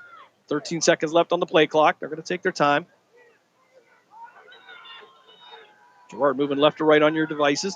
Pearson taking himself upfield and stopped near the 32-yard line, maybe the 33, depending on where they're going to wrap him up. And I believe that's going to be Colt Arnold on the tackle. for Poland. And they're just running the horse. That's all it is. But I'll tell you right now, they better be aware of those DBs because they're going to hit that receivers, and they better not be falling asleep out there. I believe you used to call that lulling them to sleep. Lull them to sleep is right. 2nd and 9 at the 32-yard line. Pearson with 2 receivers to his left, the wing to his left. He'll take the ball himself. Option to the left. He'll take it himself upfield, past the 35, and drive his legs down near the 41-yard line. And that should be just enough for a Girard first down. No, I think they're a little short, Jim. Oh, no, they're giving it to him. Wow, okay. And there's a Poland player shaking up, so they will address him. That as staff will come out and check on him. 4:34 left here, second quarter. I want to thank all of our sponsors this year, including the Cleveland Cobras. Cobras in pursuit of a PAFL championship. If you're looking to continue your football career, call owner Jesse Caldwell at 330-416-3442. Be a part of the excitement of Cleveland Cobras football. Well, I'll tell you what, Jim. When I look at these two teams, Poland looks like they're half a step behind Girard, and I tell you what, Girard is coming out with full steam, and it's just Poland has got to pick it up, play smart football. But I'll tell you what, Girard, they want it bad. They haven't been in this situation for a long time, and they're hungry for this. So this is going to be Poland's got to make some adjustments at halftime.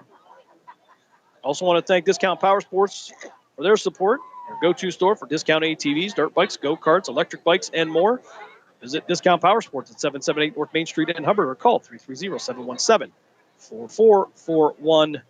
And, of course, cannot forget our title sponsor, the Youngstown Patricians, as they build for a PAFL Tier 2 championship here. John Galbraith and the board getting ready here. It's become a year-round labor of love as Pano Zippolito will gingerly walk to the sideline. Hopefully not much there. Maybe a little tape for him. Yeah, walking. He's got a little slight hitch in his get along, so we're hoping he's going to be okay. We don't want to see any of these players go down with a major injury. We want to see him fight full go. We want to thank the Youngstown Patricians. They're looking for post-high school and college talent to join their roster. For information, check out the Youngstown Patricians on Facebook or call John Galbraith at 330-540-1099. 1st and 10 for Girard at their own 41-yard line. Pearson in the shotgun.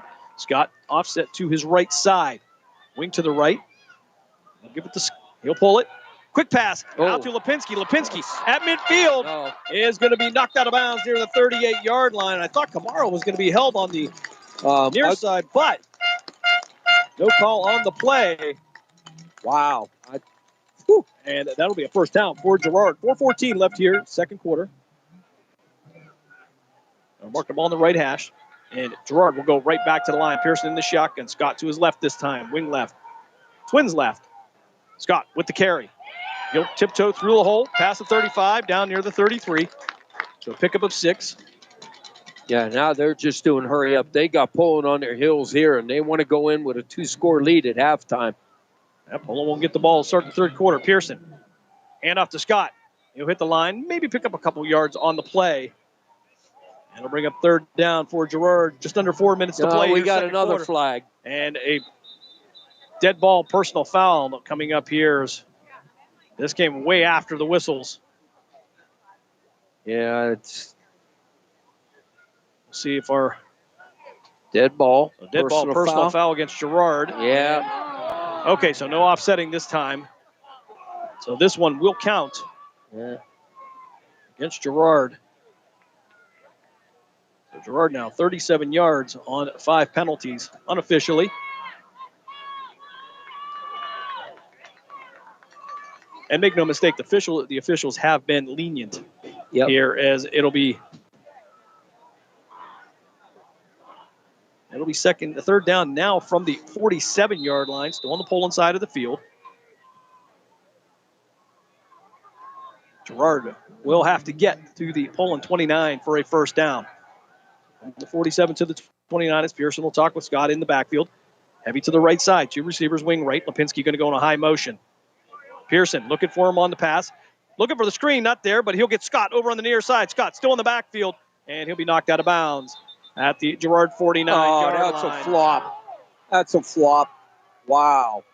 And that penalty really going to hurt Girard here. And again, they will have to get to the Poland 29-yard line. They're going to mark this at the Girard 49. So 22 yards for a first down. As Girard will swap a couple of offensive linemen. Totally to the far side now. But they got to be smart here, Poland. Got to be smart. You don't know what's going to happen here. Cooper and Keeley's the 5'9", 170-pound junior replacing Ano Zipolita. High snap. Lipinski will get this one away. It'll be a line, awkward drive back to Kamara. Kamara will pick this up at the 15. He'll cut back to the inside. Out to the 30, and he'll go out of bounds near the 32-yard line. So kind of an awkward type punt there. The punt was a line drive. Kamara couldn't handle it, but picked it up and picked up a few positive yards. Yeah, what I think they were doing, Jim, is I know it was a lot of yards, but I mean, he kind of looked to maybe possibly running if he could get to the right, and he saw that was going nowhere, so that's why he quick kicked it after that. So Poland. Well, 1st and 10. 3:13 left here, second quarter. Girard with a 14-7 lead. Poland showing one timeout left, Girard with 2. Poland has really got to settle down and do what they got to do. David Zipolita coming in with Chase Jones to his right. Single receiver to the far side. Twin receivers to the short side of the field. He'll go wing right as well. Zipolita with the clap. Quick pass. Fires it out to J.J. Fonda. Fonda out to the far side. Past the 35, 40, and he'll be pushed out of bounds. Near the 40-yard line. We'll see where he actually stepped out at. I was going to say maybe 5 or 6 yard gain. About a 6 yard gain. All right, they're going to say the ball actually at the 38-yard line, so a pickup of 7. Now move this to the right hash mark this time. Kamara, the single receiver to the far side. Anthony DeLomo, the single receiver to the near side. Poland will go wing left. Andrew Lilly coming in. I don't think he knows where to go. He and Chase Jones to each side now of Zipolita. 10 seconds left on the play clock. They'll give it to Chase Jones. Jones trying to find some room. He'll bounce to the outside. Had a little bit of room. He'll get out to the 45. That's enough for a Poland first down. And the clock will stop. Just under 3 minutes to play here in the first half. Poland's doing a little smart things here. They're trying to bounce. They're trying to hit things out. Girard's there, though. I'll tell you what. This defensive line is getting into the backfield, but they look a little tired up front. All marked at the Poland 43-yard line. 1st and 10 for the Bulldogs. 2:59 left here, second quarter. 14-7 is the Girard lead. 2 running backs now, one to each side of David Zipolita, wing right for Poland. Play action, looking downfield. He'll fire. Has a man open, and it's going to be intercepted at the 12-yard line by Girard. Pass was intended for Vito Kamara. We're trying to get a number for the Girard player. He got the interception. He's still down. Looks like he went down a little bit awkward maybe on the ankle as the clock will stop with 2:52 left here in the second quarter. Yeah, David needed to throw that more outside. But we have a penalty here. Surprise. Could be on the defense. Now the officials talking right around the 45-yard line on the Poland side. So if that's the case, that very well be given. I don't know what the call is, though. Okay, so the referee's trying to tell everybody to get back to the sideline on the Girard side of the field. So holding. That's coming up first down against Girard. We'll see where they're going to place the ball here. 2:52 left here, third quarter. Coach Pearson out there trying to get an explanation. First down. And some displeasure from the home crowd. Well, I want to tell you something. I'm shocked that these officials are putting up with this. They should.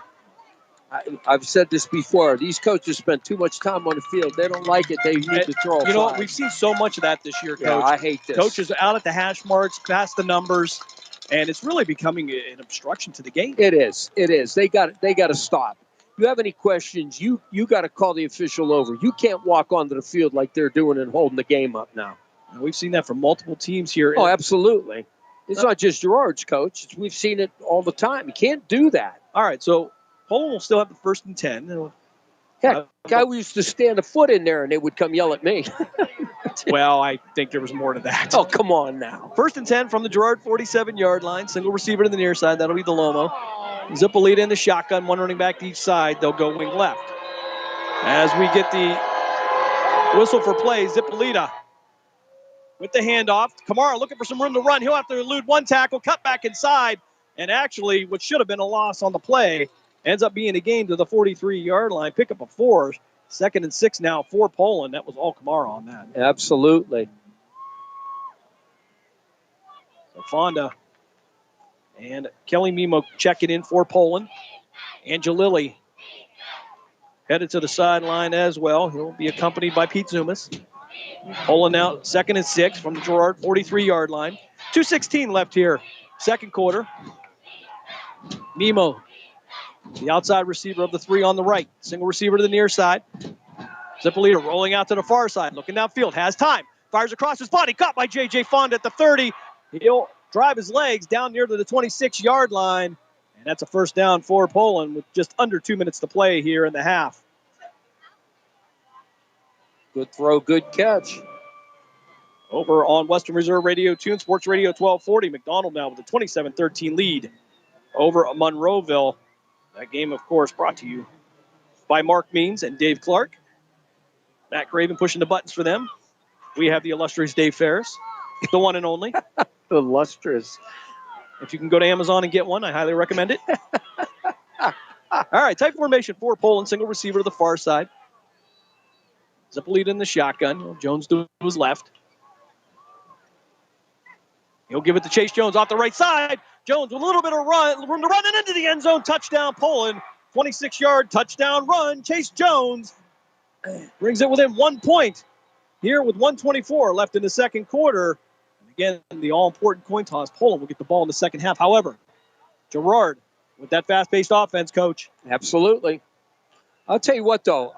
Again, this is what happened to Girard. Penalties killed them. Poland, penalties killed them. It converted into points. It's exactly what happened here. They get called for a penalty, which it happens. The official's right there. And now it's cost them, and now they've tied up instead of keeping Poland down. As Salvi Karamusa will come on for the extra point. Snap is back. Kick is up, and it is good.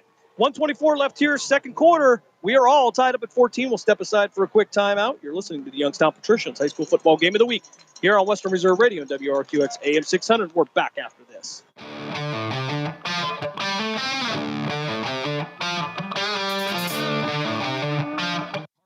School sports are played by humans, coached by humans, and officiated by humans. So the next time you're sitting in the stands at a school athletic event, please remember this and maintain your humanity, especially when it comes to judging and critiquing athletes, coaches, and officials. Please show your fellow humans some respect. They'll appreciate your empathy. This message presented by the OHSAA and the Ohio Interscholastic Athletic Administrators Association. We now return you to the Youngstown Patricians High School Football Game of the Week. 1:24 left here, 2nd quarter. Poland gets into the end zone. They tie it up at 14. Chase Jones into the end zone.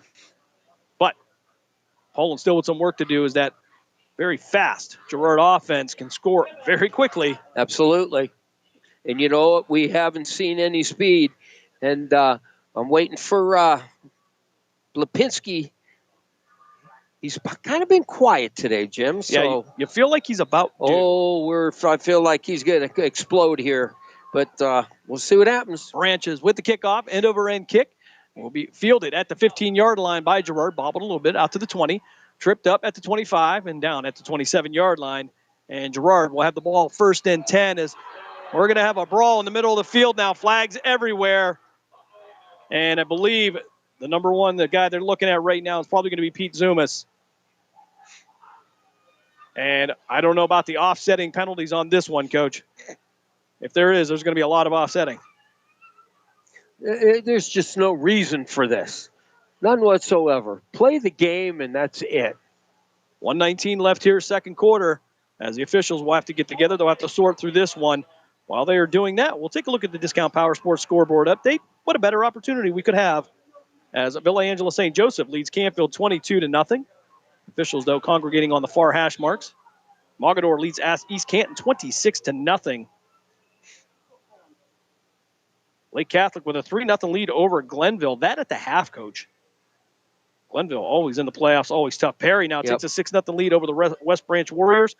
Coach, Walsh Jesuit, 35. Austintown Fitch, 7. That in the second quarter. And it gets better, Coach. Cardinal Mooney, 35. Garfield, 6. The G-Men. Well, they talked about that game. Mooney should beat them up pretty good, and so far so good. And what is that, second? That's a 29-point lead in the second quarter, 1 point away from a running clock. Farrell leads Karn City, 20-7. Of course, on Western Reserve Radio 2 and Sports Radio 1240, McDonald leads Monroeville 27-13. Hickory and Sharon at the half are tied up, and our the whole officiating crew is on the far hash mark having a summit. I have no idea what happened. All of a sudden, I just seen people going at it, so I can't. I can assume at this point there's going to be some ejections out of this one. I'm thinking there might be some ejections. So and you know what? That's the only thing that's going to slow this down. So a dead ball, personal foul from our referee against Girard. Dead ball, personal foul against Poland. And it's going to be offset again. All right, so. But here's my question. When is it going to stop? And until somebody gets thrown out of this game, this is going to keep happening. I hate to be that way with either team. All right, so 2 penalties for no yards. Wow. As Girard now will have the ball with 1:19 left here. They will have 2 timeouts remaining. 1st and 10 at the Poland 27-yard line, I believe is where they have it marked. There's a quick congregation around the ball. So Scott will be the running back. We just, they got to talk to both of these teams, settle them down, and play football. They're letting Pearson in the shotgun, Scott in the backfield. Swing receivers to the short side of the field. Girard moving left to right. Single receiver to the near side. It'll be one-on-one with Vito Camaro. Some man in motion left to right. It'll be a pitch.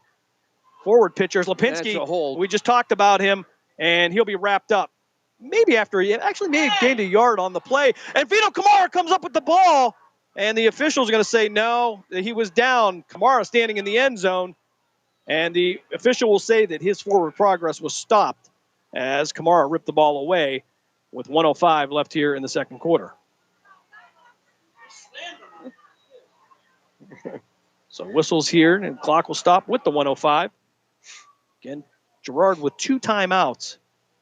With 1:05 and 2 timeouts, that's a lot of time to work with. Yep. For this Girard Indians team.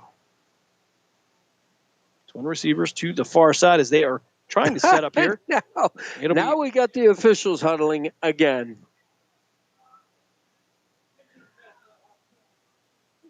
And I didn't see any flags. No, are they discussing the fumble? They may have been discussing the fumble.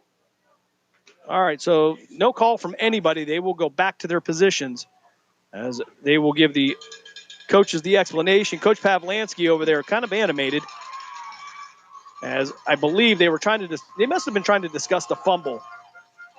And I believe they want some more time on the clock. There's 1:05 left here now. 2nd and 10 for Girard. They get right back to the line of scrimmage there on the pitch to Lipinski. He actually took time off, Jim.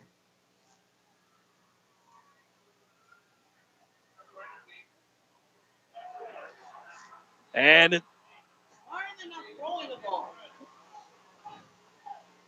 the clock never moved. All right, ball was snapped here. Clock's running now with 54 seconds left. And clock never moved.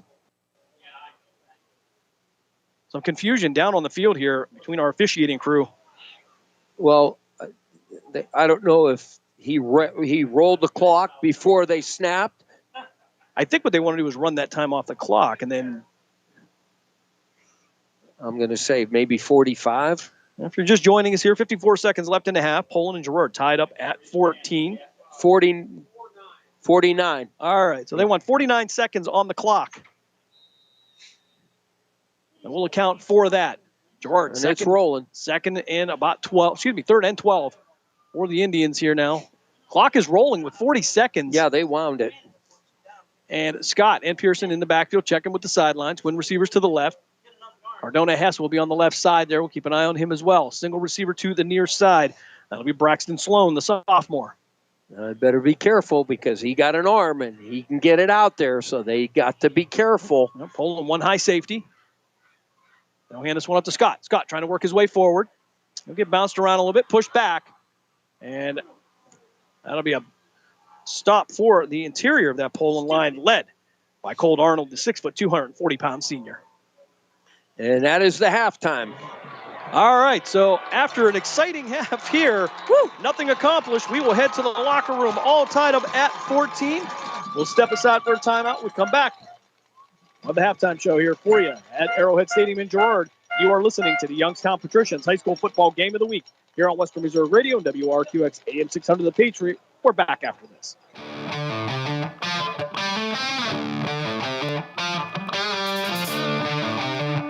Lena's Pierogi House is your home for the area's best variety of pierogies. Daily specials include the Polish platter, the Hungarian platter, stuffed cabbage, and halushki. Having a last-minute get-together? Lena's has you covered with a wide variety of frozen take-home pierogies and dumplings. Go to Facebook at Lena's Pierogi House to see the weekly lineup of available flavors for dine-in or carry-out. Catch the best at Lena's Monday from 10 a.m. to 4 p.m. and Tuesday through Friday from 10 a.m. to 8 p.m. 20 North Main Street in Hubbard or call 234-254-8532. During the fall and winter, grilling season never ends, and Gessler Propane is your local supplier that makes sure you get your hard-earned money's worth. Why go to gas exchanges to pay higher prices for tanks not filled to capacity? Gessler Propane makes sure you're prepared for year-round grilling with 100% filled tanks at a reasonable cost. See Bob Monday through Friday, 10 to 4, and Saturday, 9 to 3 at Gessler Propane, 702 Youngstown Poland Road, Struthers, or call 330-755-9119. Gessler Propane. They got gas. Discount Power Sports LLC is continuing to grow. They offer ATVs, dirt bikes, go-karts, electric bicycles, while offering off-road power sport repair services. Located at 758 North Main Street in Hubbard, right next to the newly renovated Village Tavern. Discount Power Sports LLC also offers financing and accepts all major credit cards. Discount Power Sports LLC. Find them online at discountpowersports.biz. Discount Power Sports LLC, where value meets adventure. The Village Tavern's been a beloved local landmark in Hubbard, Ohio for nearly a century, and now it's better than ever. Recently renovated and still serving up the same warm hospitality, the Village Tavern is your go-to spot for great food, cold drinks, and a laid-back atmosphere. Whether you're stopping in for dinner, catching up with friends, or just looking to relax, you'll enjoy a full menu of American favorites, rotating drink specials, and friendly service that makes every visit memorable. Be sure to visit the Village Tavern at 746 North Main Street in Hubbard, right next to Repair That Glass. To learn more, go to villagetavern3.com. We now return you to the Youngstown Patricians High School Football Game of the Week. Halftime here in Girard. All tied up at 14 here, Coach. Not much accomplished, but Poland with the advantage here. They'll have the ball in the second half. They're going to have to do something with that very first possession. Yeah, I'll tell you what, they better get down there, don't make mistakes, and grind it out a little bit and score, because I'll tell you right now, either one of these teams could score very quickly. Poland is doing a great job against Girard, vice versa. They got to cool these teams down. But the one thing I did notice, some of the Poland players look a little banged up, but Girard didn't look good coming off the field, and they're putting it out on the field, but they got to have to gas up and be ready to go for the second half. Just like the first game, very physical here for both teams. Take a look at the scoring recap here, first quarter action. It was just 10:27 left in the first quarter when A.J. Pearson would get into the end zone on a 2-yard touchdown on a very impressive first drive for Girard. They would go no huddle all the way down the field into the end zone. In the first quarter as well, with 3:08 left, it would be Bono Zippolita getting into the end zone on a 4-yard touchdown run for the Bulldogs. It would make the score 7-7. Second quarter action with 8:50 left. A.J. Pearson again on a 3-yard run would give Girard the 14-7 lead. And that would be followed up with just 1:24 left in the second frame. Chase Jones into the end zone on a 26-yard touchdown run. And we go to the half. All tied up at 7 as the Poland Bulldog marching band out entertaining the home side here. And got every week could be the last week here. So, young man out there, president of the band, and my favorite trombone player in the world out there, and win, lose, or draw. I hope this is going to be his last senior night here, or could be. Might move on to the next week, but indeed, very proud of all these young folks here as they go out here on what's a very beautiful night here. 44 degrees here in Girard, and no call for any kind of precipitation. You look across the field, Coach, standing room only along the fence. Oh, yeah. That's how big of a matchup this area is in the Valley, and it has been everything that everybody thought it would be. Absolutely. Great football game. I just hope the coaches calm their players down and say, let's play football. This isn't a boxing match. We've got to don't hurt your team by a dumb penalty. But overall, the play has been good. It's been hard. It's been fast. They're whacking each other.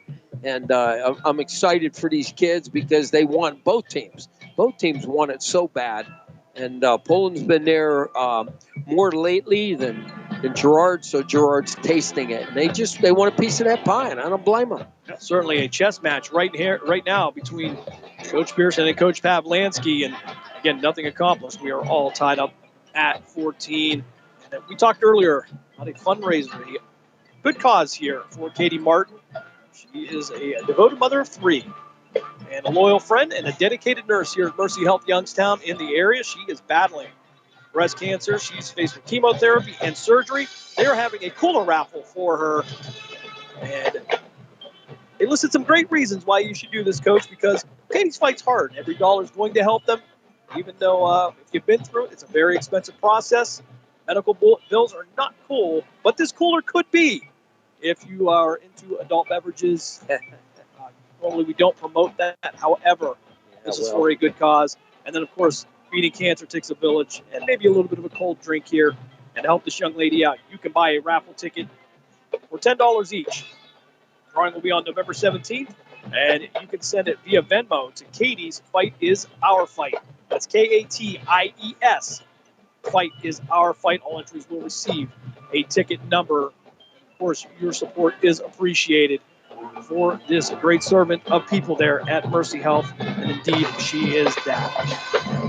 Halftime here in Girard. We'll step aside for another timeout. When we come back, Coach, we'll take another trip around the Discount Power Sports scoreboard update from around the Valley. A couple surprises as we round out Week 3 here. You are listening to the Youngstown Patricians High School Football Game of the Week here on Western Reserve Radio, WRQX AM 600. We're back after this.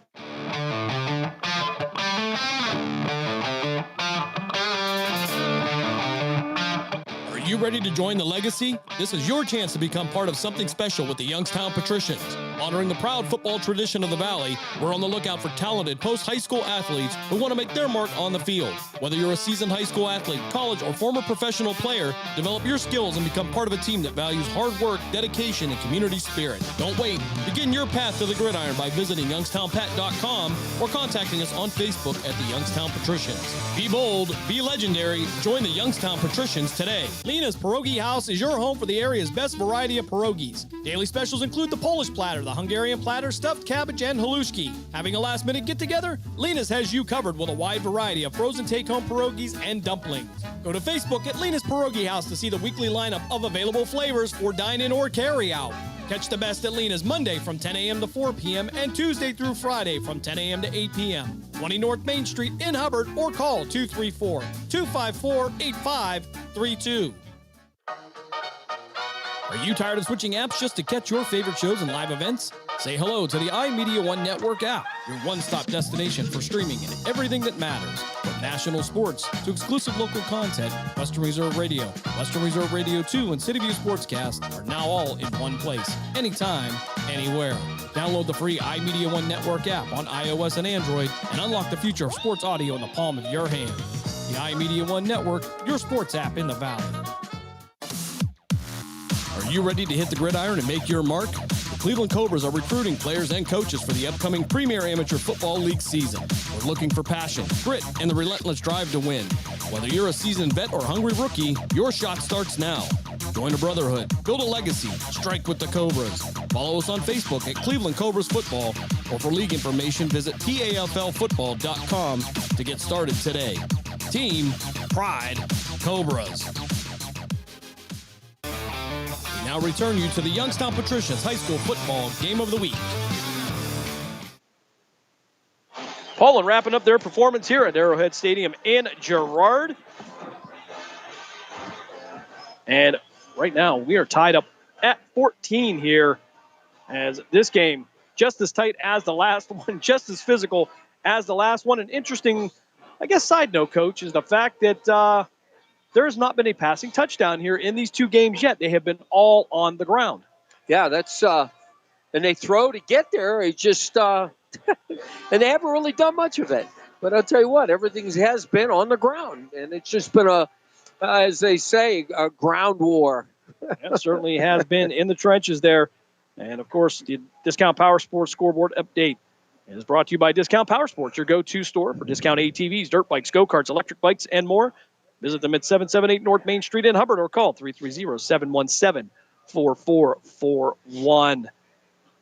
Last report in the second quarter, Cuyahoga Valley Christian Academy with a 24-0 lead over Akron East. Cardinal Mooney at the half, leading Garrettsville Garfield by a score of 35-6. Farrell with a 20-7 lead over Karn City over in the Keystone State. McDonald at the half leads Monroeville 27-13. That game on Western Reserve Radio and Sports Radio 1240. Hickory and Sharon also in the Keystone State tied up at 10 at the half. Villa Angela St. Joseph leads Canfield 22-0. Mogador shut down East Canton 33-0. Lake Catholic with a 3-0 lead still over Glenville. That's last reported at the half, but a close game there with Glenville. And at the half as well, the Perry Pirates lead the West Branch Warriors by a score of 6-0. And I don't want to say a little bit of a surprise here, but Walsh Jesuit has a 35-7 lead over Austin Town Fitch. Again, that at the half, and Fitch struggling there against a perennial powerhouse there in Walsh Jesuit. Oh, yeah. All right, we're going to step aside for another break. When we come back, we will have the President's Athletic Conference report with Commissioner Joe Underko as we prepare for Grove City football tomorrow. They will head to Hiram to take on the Terriers. That a 1 o'clock kickoff, 12:15 pregame right here on Western Reserve Radio. You are listening to the Youngstown Patricians High School Football Game of the Week here on Western Reserve Radio and WRQX AM 600. We're at the half, and we'll be back right after this.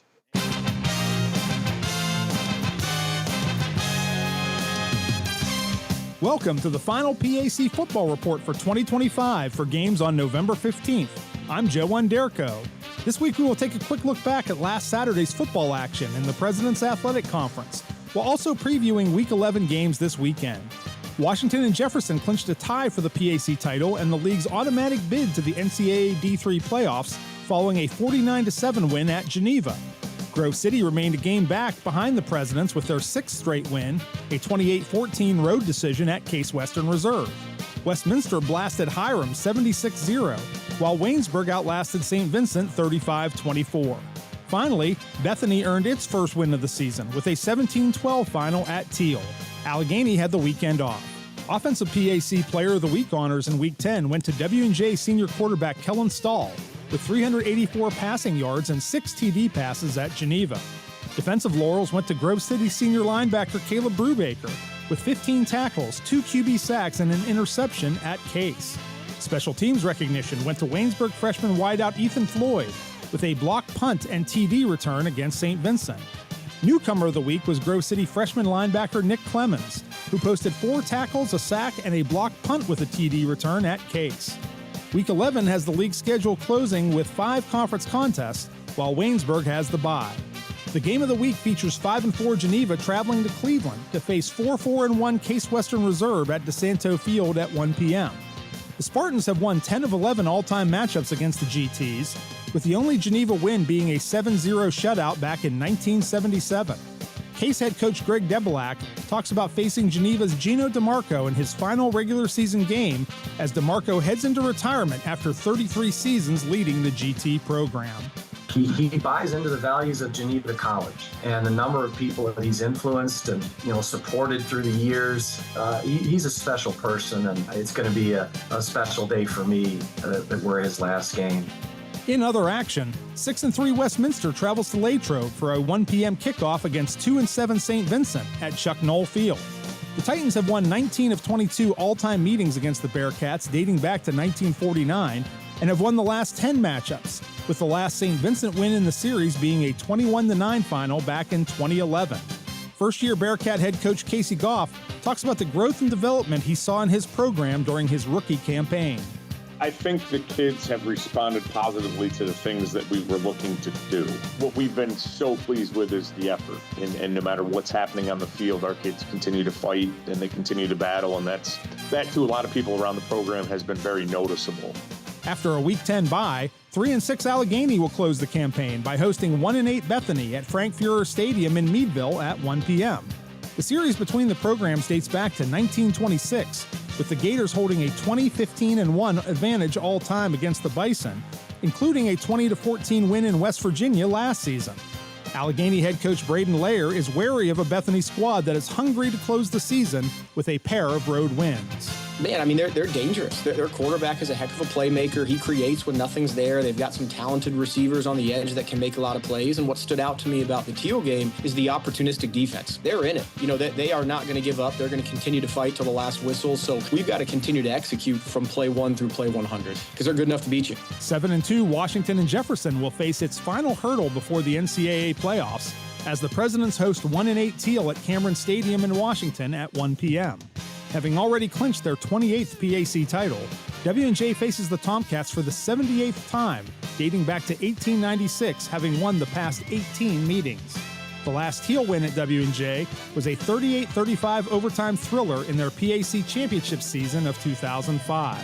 Finally, 7-2 Grove City looks to keep its postseason hopes alive as the Wolverines travel to face 3-6 Hiram at Henry Field at 1 p.m. GCC holds a narrow 23-20-1 margin all-time against the Terriers in a series that dates back to 1911, but the teams have not met since a 68-20 GCC victory in 2003. That's all for this final edition of the PAC Football Report for the 2025 season. Log on to the conference website at www.pacathletics.org during the off-season for the latest news, scores, statistics, and other league info. You can also follow us on social media via X, Facebook, and Instagram. Links are available at the PAC website. I'm Joe Underko. Thanks for listening. And for a final time in 2025, we'll see you at the stadium.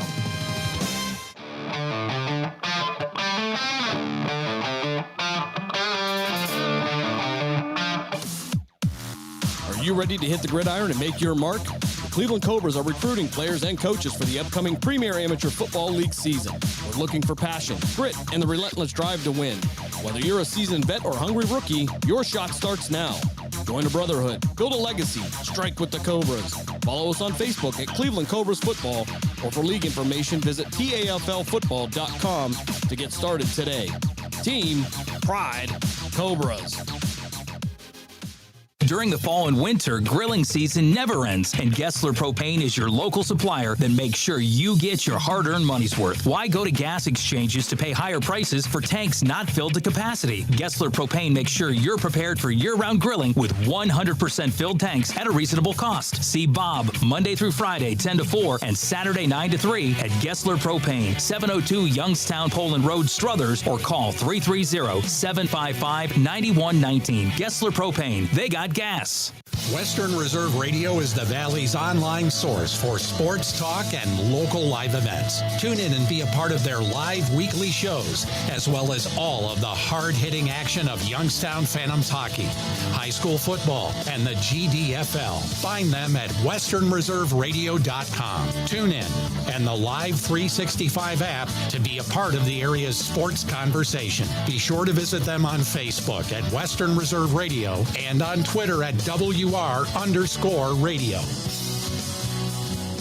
The Village Tavern's been a beloved local landmark in Hubbard, Ohio for nearly a century, and now it's better than ever. Recently renovated and still serving up the same warm hospitality, the Village Tavern is your go-to spot for great food, cold drinks, and a laid-back atmosphere.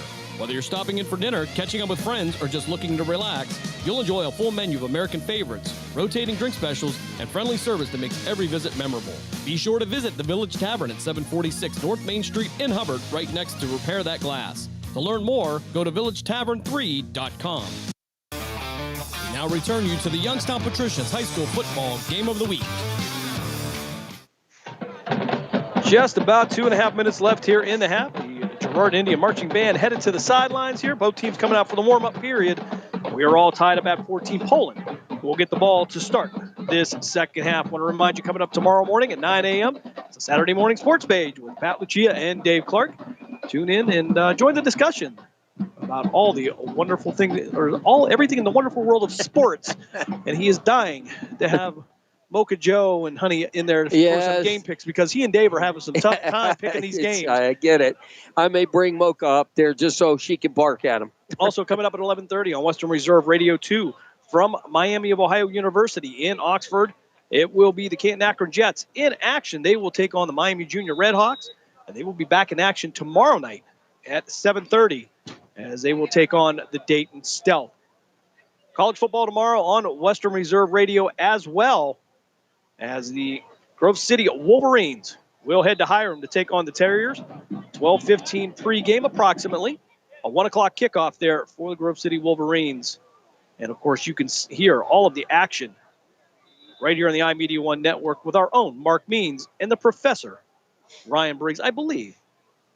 So what do you believe? I think that's going to be the professor. I don't know if there's anybody more knowledgeable about college and high school football in the country than the professor, Ryan Briggs. And it's not that he just records it. He knows it. Well, you know what? I would have loved to have him and my brother Lenny in a booth.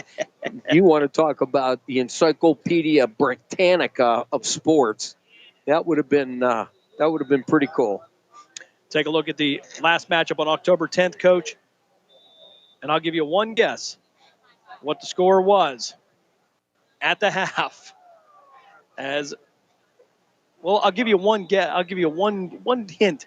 You can look at the scoreboard tonight. 14-14. Vito Kamara and Chase Jones got it in the end zone for Poland, and it would be Mario Lipinski and A.J. Pearson that would score for Girard. They went into the half tied last time, 14-14. We are right back on that pattern as both teams are warming up here. They'll send the captains to midfield here to, I'm sure, have a discussion about this second half coming up. That'll be Brian Wilson out there, the 5'10", 165-pound fullback linebacker, the senior for the Girard Indians. Very good friends with his dad. He's a Cheney football player. We saw him. He came down to say hi to me and Dave. Also, Cole Arnold out for Poland, a 6'2", 240-pound senior. As the referee having a little bit of one-on-one time with him here. Plenty of penalties here in the first half. Unofficially, Poland with 7 penalties. That accounted for 50 yards, and that doesn't include the penalties are there, but the yardage. There were 3 offsetting penalties, so there was no yardage assessed on that for Girard. They would have just about 37 yards in penalties on 6 infractions. So, again, a lot of those were offsetting. For Girard, they had 3 offsetting. Poland had 3 offsetting. And the penalties hurting both teams here on scoring drives by the opposition. And, again, I know before Girard went into the locker room, we saw Coach Pearson having a discussion with them. And I think it was going to be one of those real simple conversations like knock it off. Yeah, it was, say, fireside. I used to call them fireside chats. That's what it was. Well, I didn't see any fire out there. The only fire I saw there was some fire. Yeah, the only fire was coming out of these coaches' ears, Coach Pavlansky and Coach Pearson. I'm glad you said ears. That's very good. We'll leave it at that. We'll leave it at that here as we get ready for second half action here in Girard. Tied up at 14. Scoring recap again. We'll start in the first quarter. It'll be A.J. Pearson taking the Indians right downfield on their first possession. He would get into the end zone on a 2-yard run. We thought he actually scored on a 13-yard run, but instead his knee went down just short of the goal line. But on the next play, he would get into the end zone on that 2-yard run. 3:08 left in the first quarter. Bono Zipolita would get into the end zone on a 4-yard touchdown run. He'd bounce it out to the left side, leap one player, and give Poland 6. They would tie it up with the extra point by Salvi Karamusa. And then in the second quarter, with 8:50 left, A.J. Pearson into the end zone on a 3-yard touchdown run would give Girard the 14-7 lead. And then in the second quarter also, with 1:24 left, Chase Jones would head into the end zone on a 26-yard touchdown run, giving us the 14-14 score. Poland will receive the kickoff here. And, of course, all kickoffs brought to you by the Village Tavern. Again, I want to thank all of our sponsors this year, but I want to take an opportunity also to thank Athletic Director Nick Cochran, head coach Pat Pearson, Brian Banfield at Poland, who has graciously put up with us all year long, and Coach Pavlansky, of course, taking time every week with Mark Means to give us a little bit of insight on what Poland is doing, what he expects. And unfortunately, sooner or later, that will come to an end. I'll tell you right now, this is a special senior class for Poland, but for Girard, I think you're just seeing the tip of the iceberg with this young team. Yeah, absolutely, Jim. You're right. Just young and fast and smart. And, again, I hate to say it, but barring injury, I mean, this is a good football team. They're going to be here for a while. They really are. They've done a great job. So we'll see what happens. So Zach Leedy to kick this one off here to get the third quarter started. And this one will be kicked to the far side towards Natoli. Natoli picking it up at the 11, past the 20. Sing and dance. Has some room to run. Has one man to beat there. And he's going to be brought down past the 45, near the 47-yard line. And Nick Natoli with a great return for Poland will set up that Bulldog offense here in the third quarter. The all-important first possession of this second half, Coach. And Poland looking to take their first lead of the night. Again, we are all knotted up at 14. Natoli looked like he had a lane there, but one guy got in his way and just slowed him down enough to get some backside help from the pursuit. Yeah, he had, there was, first guy hit him, but there was a guy a little bit deeper on that one too, so he wasn't going nowhere. Flag on the play already, and it's going to be a sideline warning. The second one against Girard, and will it be yards assessed this time? It's 5. He put 5 fingers up there, so they should move it. All right, Lipinski heading onto the field now. And here it goes. And the umpire is going to pick up the ball, and he will make this 1st and 5 for Poland. That's because the Poland coach is constantly on the field with this official. And but that's on the coach. He needs to stay out of it. All right. So shotgun formation for David Zippolita, single receiver to the near side. That'll be Kamara. Hand off to Chase Jones. Jones bouncing it to the outside, and he'll dive inside the 40 down near the 38. They're actually going to give him the 36-yard line. So a very generous spot. Actually, now the officials are now across the field are going to communicate, and it will be the 38-yard line. But they still got the first down because it was 1st and 5. Do you ever wonder what that's like, Coach? What's that? First and 5? I could only have dreams about it. 1st and 15 was always your first play call. That was always. Right. I said I scrapped it. I used to tell our good friend Robbie Lucklin, who was an SEC official, I said, "Could you do me a favor?" I said, "What's that?" I says, "Just stop giving me 1st and 10 when we come out. Just give me 1st and 15 every time." And I know I could do it that way. Yeah, let's just save it for, why go through all of this? Yeah. But 1st and 10 nonetheless for Poland at the Girard 36-yard line. We were such a headache to you. Well, yes. And that happened quite a bit on this field during the championship game, and I was like losing my cookies. But, we were able to pull it through. Guys like Mike Withrow from 5 touchdowns, Eddie McElroy with over 100 yards rushing. Wow, what a day. 10 years ago. That was amazing. All right, so Zippolita in the shotgun. Jones to his right. He'll give it to Chase Jones. Jones patiently trying to fight through past the 35 down to the 34-yard line. Pick up a 4, looking at 2nd and 6 now for the Bulldogs. Tied up at 14, just underway here, third quarter. 11:10 on the clock. Division 5, Region 17 playoff action here, a rematch between Poland Bulldogs and the Girard Indians. That game played back on October 10th, Coach, and we sat across the field that night, and I'll tell you, the crowd was outstanding. And you look around here, and again, standing room only. This is sold out, so kudos to both these communities. Yeah, that's great. I remember the days of Cheney and Fitch opening up and standing room only at Falcon Stadium. Anthony Delone on a single receiver to the far side, wing to the right. Zippolita with one running back to each side. Zippolita tossing it out, and he's going to give it to Kamara's going to take a shot. Alan Pescardona coming up and delivering the shot, chest forward to Vito Kamara. They'll lose a couple yards on the play. That'll bring up 3rd down now. 3rd and 9 for the Bulldogs, and that will energize the Girard sideline. Well, I want to tell you, he came like he was shot out of a cannon, and you knew that he was going to go down. Zippolita bringing the play in from the sideline from head coach Tom Pavlansky.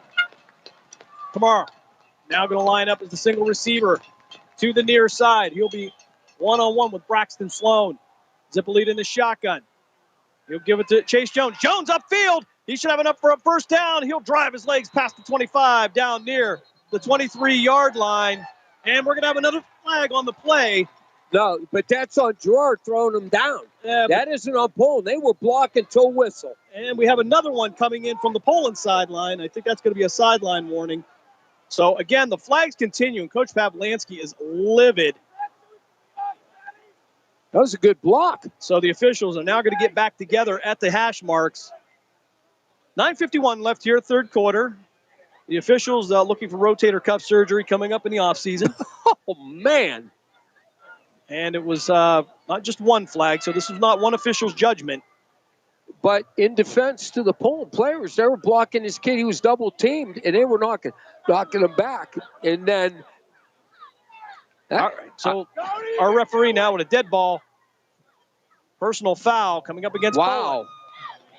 And that will subtract 15 yards from what was a great run. Should still be a first down. It should be a dead ball foul, so that should be 1st and 10 for Poland, 15 yards behind. I disagree with that because I know the whistle didn't blow, and they're allowed to keep blocking. So another 15-yarder for the Bulldogs. Man, and I don't agree with it. At what point, though? Well, and I understand that. Actually, they're going to enforce, I believe, 2 of them. Where are they marking the ball at, Coach? And unsportsmanlike. So that will knock them back to the Girard side of the field. And wow, I'll tell you what. But it should be still be 1st and 10. They're going to. They got the first down, so it should be first. That's right. Okay, so the chain crew now going to move and see the first down mark. But now, Poland at the Girard 46-yard line. They were inside the 25 just moments ago. But as a result of the penalties. I don't understand that. I don't. I'm sorry. 30 yards in penalties. That is absolutely amazing. That's second time today. So 1 dead ball foul enforced, 1 live ball foul enforced. As Kamara will be the single receiver to the near side, I formation, Zippolita under center. Chase Jones the tailback. Zippolita going to check with the sideline. He'll change the play. 5 seconds left on the play clock. Zippolita this time handing it off to the tailback. This time it's going to be Chase Jones driving his legs. He'll get past the 35 down to the 34-yard line. Another Poland first down. And happy to say no flags on the play for anybody. You ain't kidding. Great run. He hit that hole. He exploded on that. And they sent that. I don't want to say sent the house, but they dropped another. They looked like they were rushing 6 down linemen. And he just, great job up front. And they blew a hole wide open in there. Zippolita bringing the play in from the sideline. Kamara will go to the far side. They'll go almost 2 wings to the right, Coach. Zippolita in the shotgun. Chase Jones to his right. Heavy right side presence for Poland. Jones again off the right side. He'll make 1 cut, get upfield, and down that's at the 32-yard line. That is a block downfield until that whistle blows. They are allowed to keep blocking. I don't care if there's 2 guys on 1. So, ball at the 32-yard line. Second down now for Poland. 8:30 left here, third quarter. Poland with the first drive of the game. Of the second half. They will have held this ball for about 4 minutes as Zippolita brings in the play. 5 seconds left on the play clock. As Zippolita gets the 3, 2, and 1. Gets the ball up right at the clock. David Zippolita keeping the ball himself. He'll dive forward. And there's going to be a flag on the play. And this one, I believe, will be holding. He'll get inside the 30, down to the 28-yard line. And that should bring this back. So holding against Poland. Wow, we went from, at the beginning of this game, letting them play to the amount of penalties for both teams are adding up, more so for Poland. Yeah, certainly. The officials have now become flag-friendly. Yeah. I don't want to say flag-happy because these calls are very good. They're good calls. But nonetheless, they'll move the ball back to the 38. Move it to the 38-yard line. That'll bring up 2nd and 13. After this drive, what do you think? 105 yards? Well, I think Poland's probably got 120 yards on this drive. I was just going to say. Unfortunately, they've had a few steps back. So 2nd and 13, ball to Girard 38-yard line. Receivers 2x2 this time. Zippolita in the shotgun. Chase Jones to his right. David Zippolita taking it upfield himself. He'll get back to the line of scrimmage. Nowhere to go on that. That'll bring up 3rd down. May have lost a yard on the play. As the clock continues to run here, 7:35 left. In this 3rd quarter, we are all tied up at 14. So 3rd and 11 for Poland.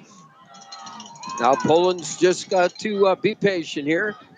See what yardage you get on there. If you get it past the 30, I'd say 2 down territory. From here, I got to get good positive yards to go forward on 4th down. 3 receivers to the right. That'll be Fonda, Kamara, and Mimo. Single receiver to the near side. That'll be DeLomo. Zippolita in the shotgun. Back to pass. 3-step drop. Fires over the middle. This one's going to be overthrown. It will fall to the turf.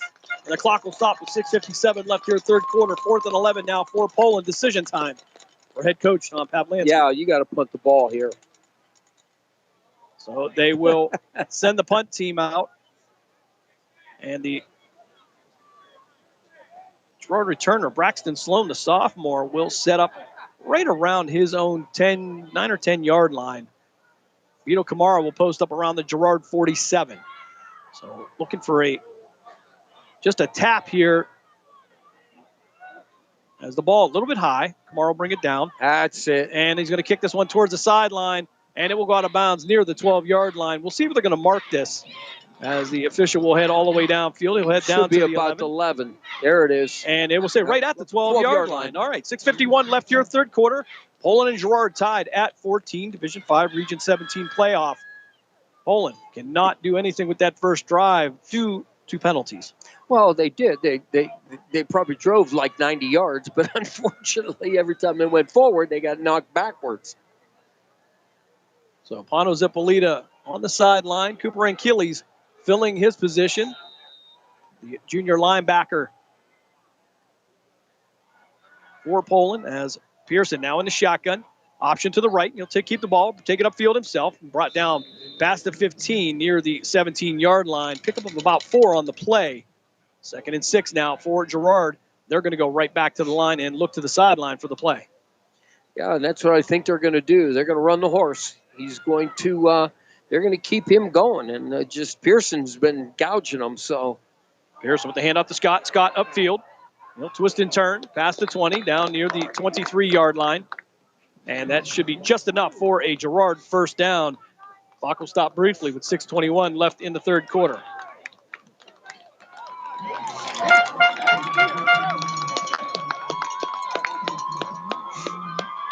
Again, a outstanding sold-out crowd here at Arrowhead Stadium in Girard.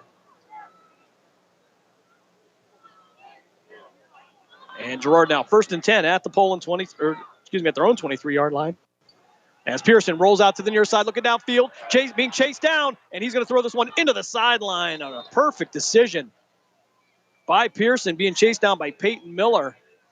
Miller, the senior linebacker, 6'1", 180. Yeah, I'll tell you what, he was running for his life. He had nobody out there, so he had to dump it.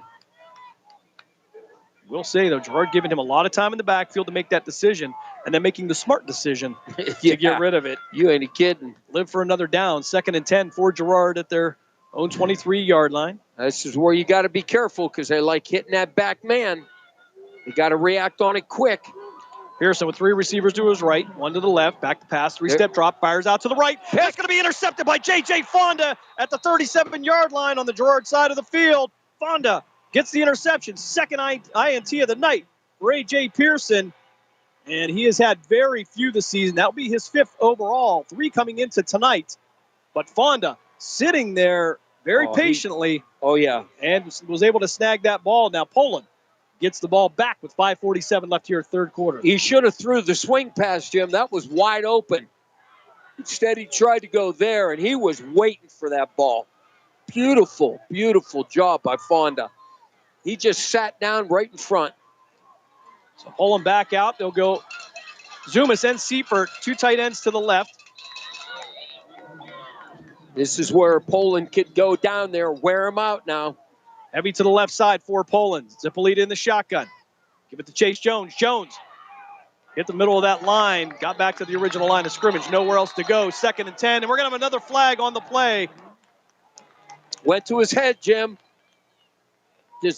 They're not using their heads now. And this one's probably going to be against Poland. I believe this is going to be a personal foul. You can tell by the reaction of Poland taking the stroll back. That was Tanya when he was blocking him. He came up and gave him a little chin music right in front of the official. So Coach Pavlansky with a little bit of a strange stroll on the other side. You can tell he's not happy. I mean, there is no reason for that. Come on, guys. Play football. Seifert, Angelilli, and Zumas will head to the bench. They'll mark the ball now at the Girard 49-yard line. Poland will have to get to the Girard 27 for a first down. 5:39 left here, third quarter. Poland, after the interception, had 2nd and 10. However, the flag will push them back 15, back to the Girard 49, or back to the Poland 49. Mimo, Kamara, and a third man, the 3 receivers to the right in tight. They'll hand this one off, look for some room to run. They'll get maybe to the 50-yard line, pick up a yard on the play. It'll be 3rd down, just about 23 for Poland, as we'll have a mass substitution again. Well, they shot themselves in the foot bad. They have got down there a couple of times, and then the penalties have backed them up and backed them up. Pete Zumas, Gavin Seifert back into the game for Poland. Zippolita bringing in the play from the sideline. Kamara on the field. Under 5 minutes to play here, third quarter. Poland with their second possession of the third quarter. As Kamara will split out wide right. The ball on that left hash mark. And it'll be Zippolita rolling out to the far side, looking for room to run. Has a little bit, tries to get upfield, slip a couple of tackles, and he'll be brought down inside Girard territory near the 49-yard line. So a pickup of 2 on the play. It's 4th down. Poland will have to punt this one away. We'll have a man down with 4:27 left here in third quarter. Officials are going to take a timeout. We'll step aside as well. You are listening to the Youngstown Patricians High School Football Game of the Week here on Western Reserve Radio, WRQX AM 600 The Patriot. We are back after this.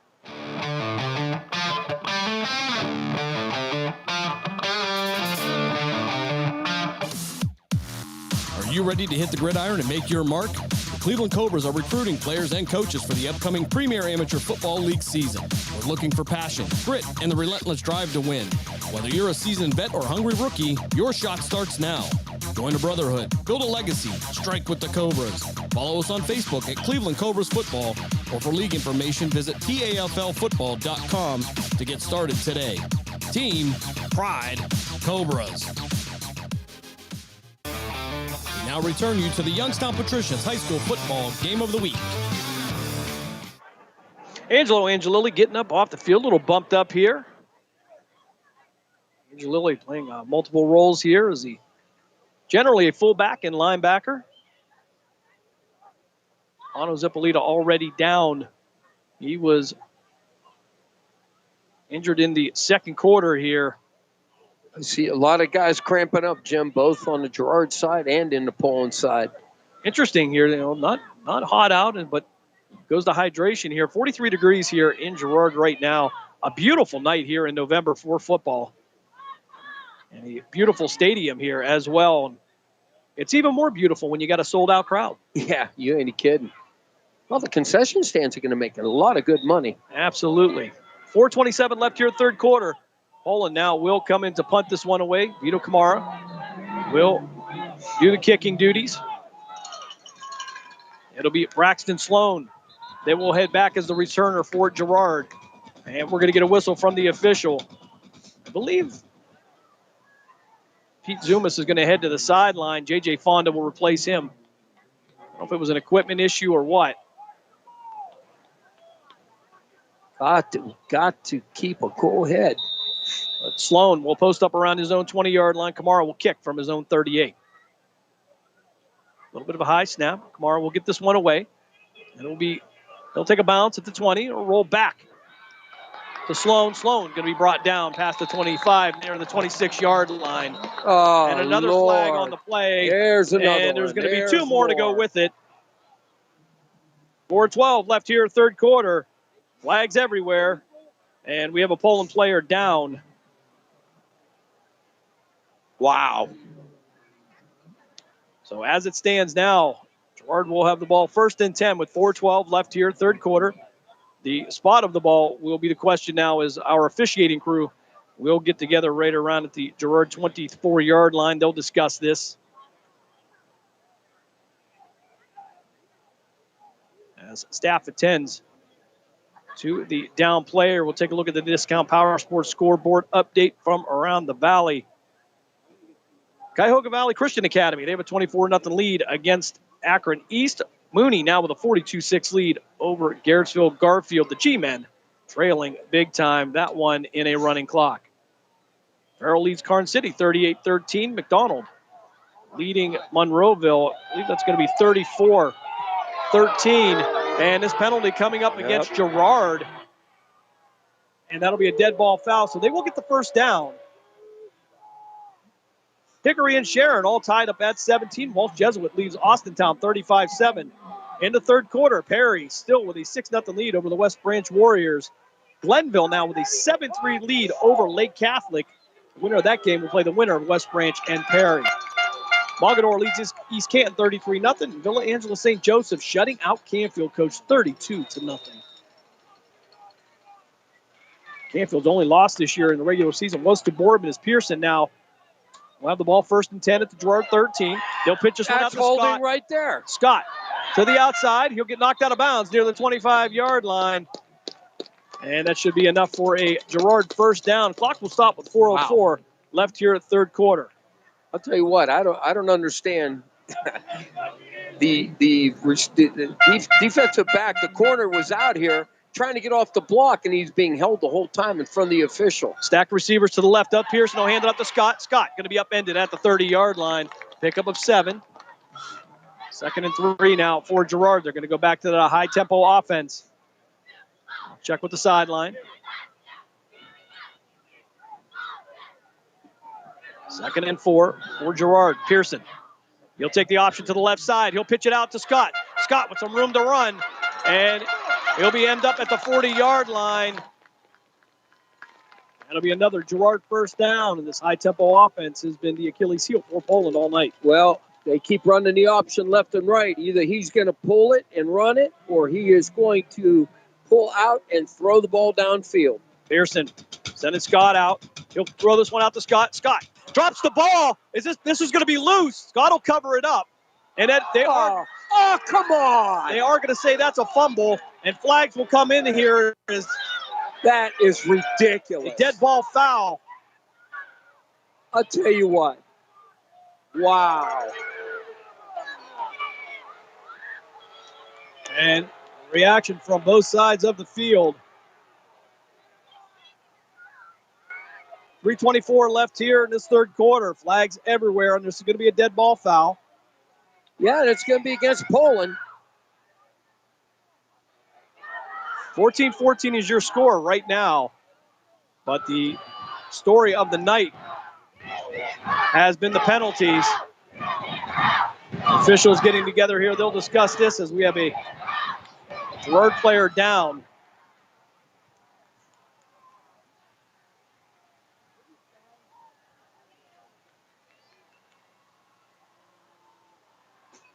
Some discussion coming from the officials. All 6 members of our officiating crew talking amongst themselves. And finally, we'll get a decision here as of a personal foul against Poland. Yep. So that'll be 15 yards. That'll be an instant, I believe, first down. Now, he did it twice. Does that mean there's 2 penalties against Poland? Probably.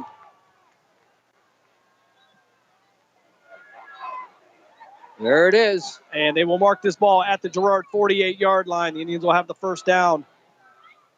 Actually, it looks like they're going to be 2 yards short of a first down here. 2nd and 2 is Girard now will go 3 receivers to the left.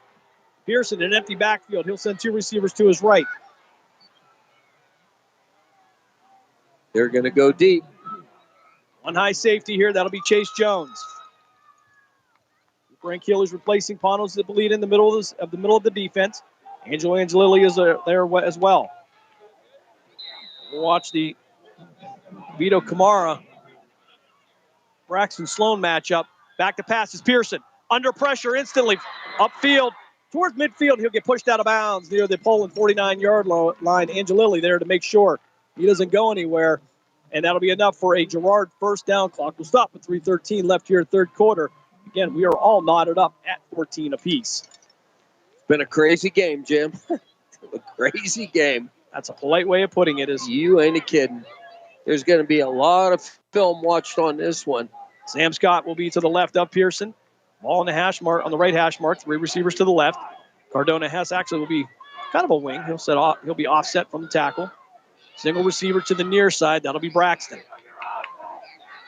5 seconds left on the play clock as Pearson finally set.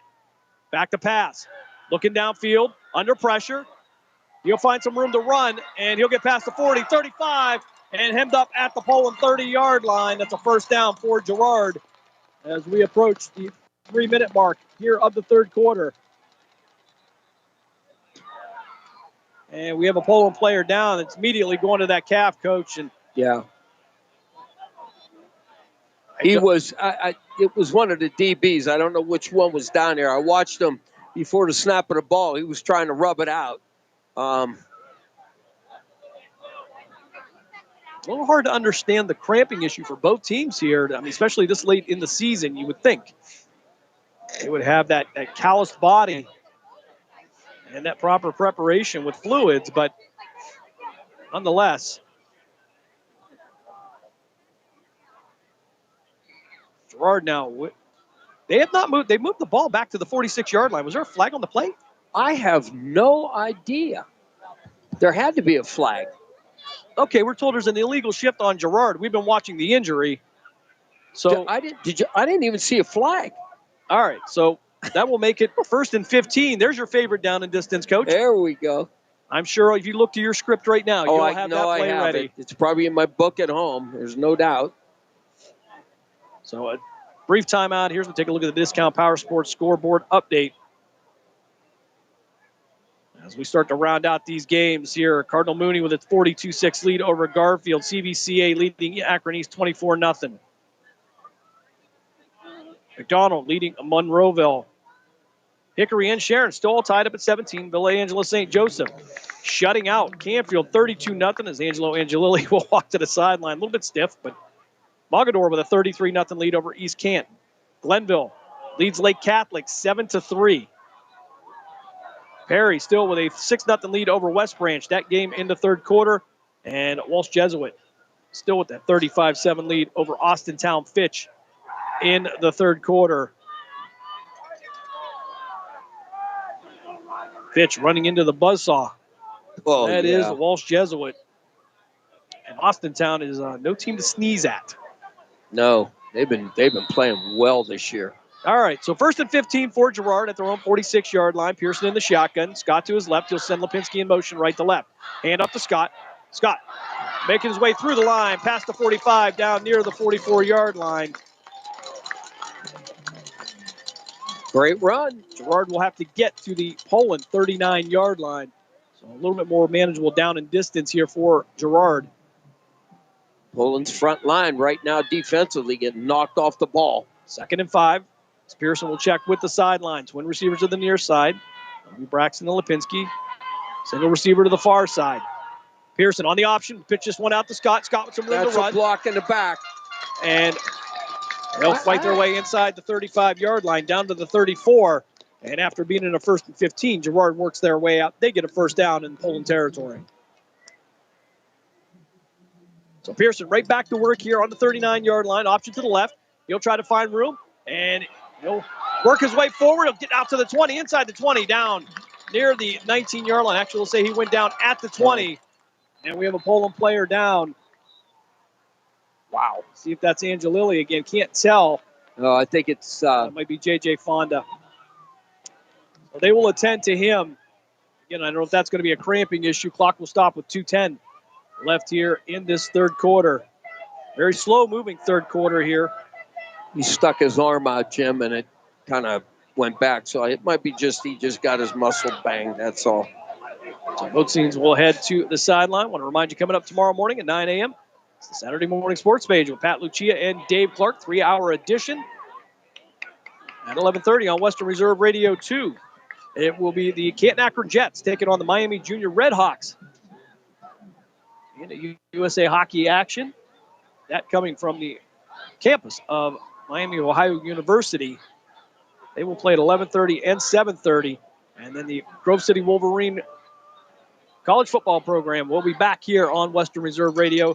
12:15 pregame, 1 o'clock kickoff as they will take on Hiram. Hiram returning to the PAC this year. All right, so Honda will head to the sideline. Pearson back to work here. Jaden Wade will be the single receiver to the far side, twin receivers to the right of A.J. Pearson. He'll have a wing to the right. That'll be Cardona Hess. Scott in motion. Pearson taking the ball himself off the left side. He'll get past the 15, down to the 14-yard line. Pick up a 6. Second and 4 for Girard. Poland's got to tighten up. I'll tell you what, they're getting banged up there. It's just Girard just wants it. And this is kind of where you miss Pano Zippolita in that middle. Oh, yeah, definitely that. As Pearson now in the shotgun, he will have Scott to his right, get the play from the sideline. Single receiver to the near side. Twin receivers to the left to the short side. On the option again, Pearson taking it upfield. He'll fight his way inside the 5, down near the 3-yard line. And it'll be first and goal for the Girard Indians. Tied up at 14, 109 left here, third quarter. Girard on the move as Pearson now have twins to his right, single receiver to his left, Scott to his left hip. Option to the left side, has some room to run, and into the end zone for the touchdown. A 4-yard touchdown run by A.J. Pearson gives Girard the 20-14 lead. Yeah, he just went right down the field. Again, sad thing is penalties are hurting Poland, but I'll tell you what, you can't stop this young man. He's a very good sophomore, nice size, tough, takes a pounding and keeps on clicking. So Poland is beat up at this point, but they really got to suck it up now. Pearson with his third touchdown of the night. Gives Girard the 20-14 lead pending the extra point. Snap comes back. The kick is up, and it is good. 58 seconds left here, third quarter. Girard with a 21-14 lead. We'll keep it right here for a moment just as we approach this third quarter break. And, of course, coming up here in the fourth quarter, everybody's favorite fourth quarter in the Valley. And we'll talk about that as it comes closer. We don't want to give it away. Dave is sending us some very secretive information that we will disclose to you coming up in the fourth quarter, but only in the fourth quarter here on Western Reserve Radio and WRQX AM 600. Poland going to get the ball back. 58 seconds left here, third quarter. Girard 21, Poland 14. And a physical game, a penalty-laden game here so far. I've kind of lost track. I was going to say. I was doing good for a while there. But it's just one right after another. I mean, Poland's got to be over 100 yards in penalties. They have to be right now. Kudos to the patience of this officiating crew. As Poland's kick return team will come out. Vito Kamara, Nick Natoli will be the returners for Poland. 58 seconds left here, third frame.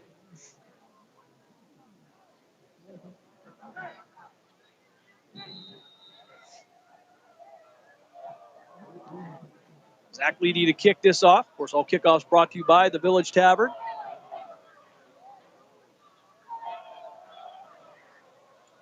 Leedy going to get into this one. End over end kick.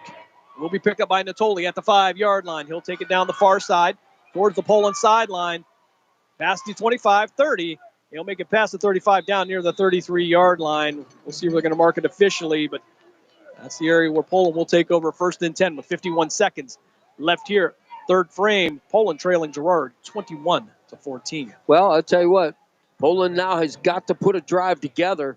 You can't let this get out of hand because if they don't go down there and score and tie this game up and Girard gets the ball, it could be lights out because come back for 2 scores. The way this heavyweight teams have been battling each other, All right, Poland, first and 10 at their own 28-yard line. 51 seconds left here.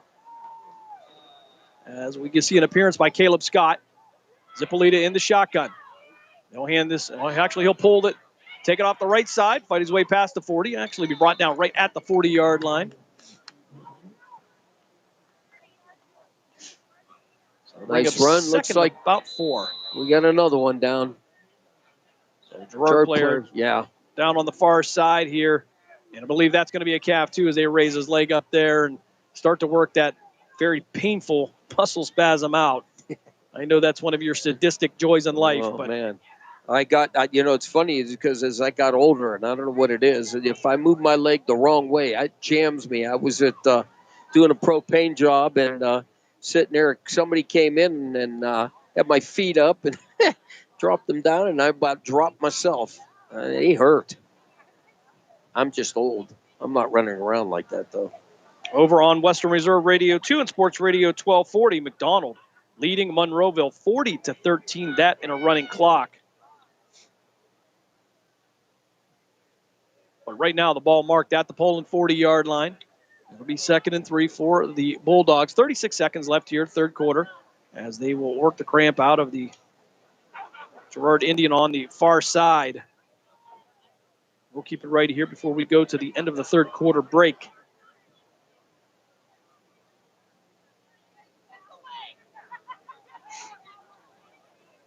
There's a great crowd here, and we talked about it. We've been very fortunate when it comes down to weather, Coach. Oh, yeah, we really have. I think last year we had 1 or 2 torrential downpours that made the games a little bit interesting, but this year we have been most fortunate in that we have not really had any games that have been influenced by any weather conditions. Yeah.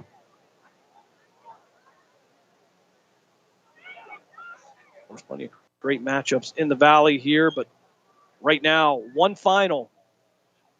As Villa Angela St. Joseph, they shut out the Canfield Cardinals 32-0. Wow. Villa Angela St. Joseph will move on. Fourth quarter action. Glenville still with a 7-3 lead over Lake Catholic. West Branch trailing Perry 6-0. Fourth quarter running clock there. Walsh Jesuit with a 42-7 lead over Austintown Fitch. As they will work out that cramp, and that young man will head back to the Girard sideline. Cardinal Mooney, it's a final there at Youngstown State University at Stambaugh Stadium. Mooney gets the 56-14 win over Garfield. Wow. And I'm sure they will look to see who their opponent will be coming up next week between these two teams. It looks like that's going to be Drake McGregor, the 6', 205-pound senior fullback and defensive lineman. Poland right back to the line, 2nd and 3. Zippolita in the shotgun. Chase Jones to his left. 3 receivers to his left. Single receiver to the far side. That'll be Vito Kamara on high safety for the Girard Indians.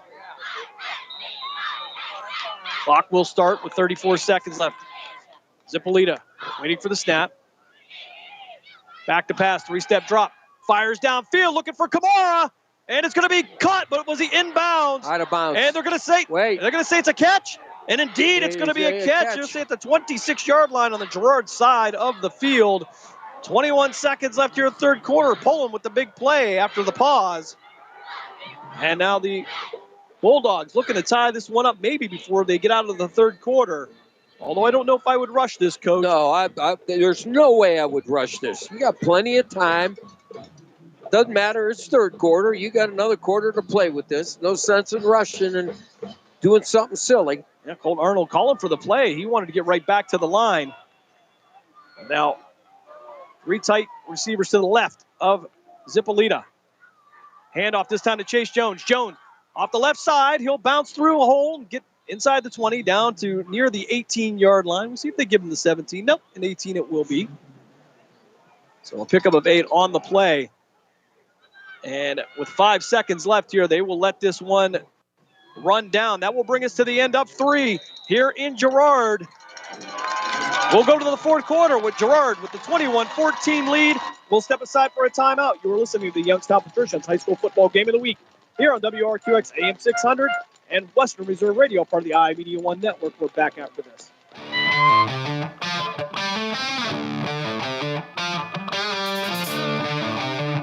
Village Tavern's been a beloved local landmark in Hubbard, Ohio for nearly a century, and now it's better than ever. Recently renovated and still serving up the same warm hospitality, the Village Tavern is your go-to spot for great food, cold drinks, and a laid-back atmosphere.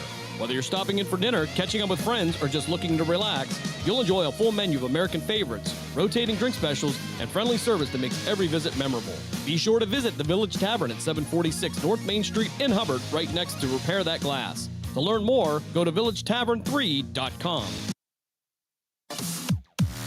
Are you ready to hit the gridiron and make your mark? The Cleveland Cobras are recruiting players and coaches for the upcoming Premier Amateur Football League season.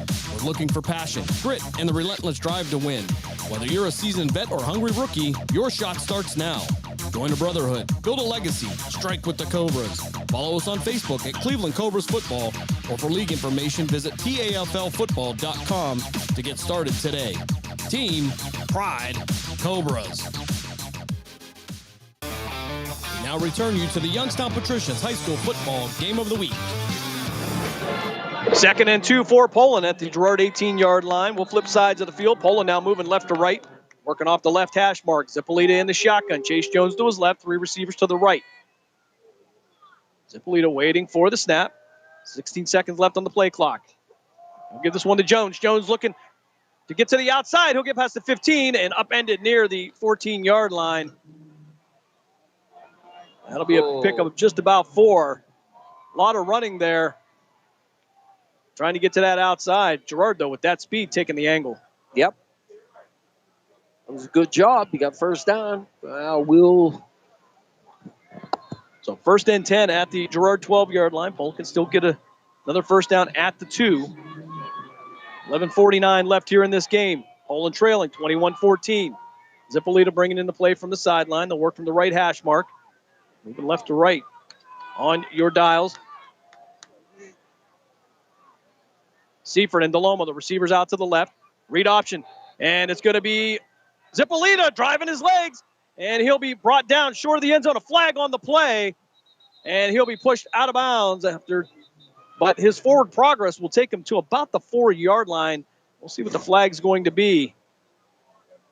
And is that going to be a hold against Poland?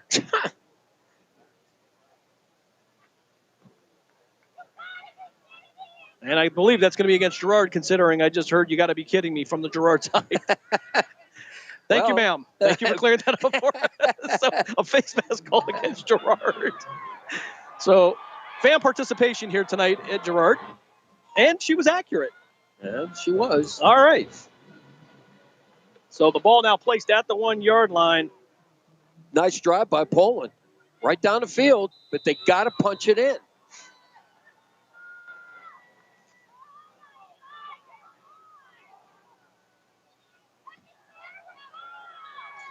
We said this was going to be a slugfest, Jim. Boy, it has.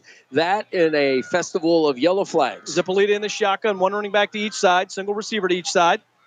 They'll give it to Angelilli. Angelilli dropping his shoulder. He's going to be just short of the end zone. That'll bring up 2nd down now for Poland.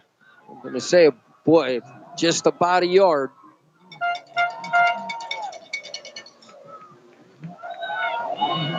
Will Girard have a goal line stance? So 2nd down now for Poland. All right in the center of the field. 10:27 left here, 4th quarter. Zippolita in the shotgun, 1 running back to each side. That'll be Jones and Angelilli. Zippolita with the clap. He'll take the read option. He'll lean forward, but he's going to be short. And 3rd down now. Wow. For Poland. Good job by Girard. I'll tell you what. I don't even know if he got a yard on that. Half a yard on that. Looks like it's the same spot.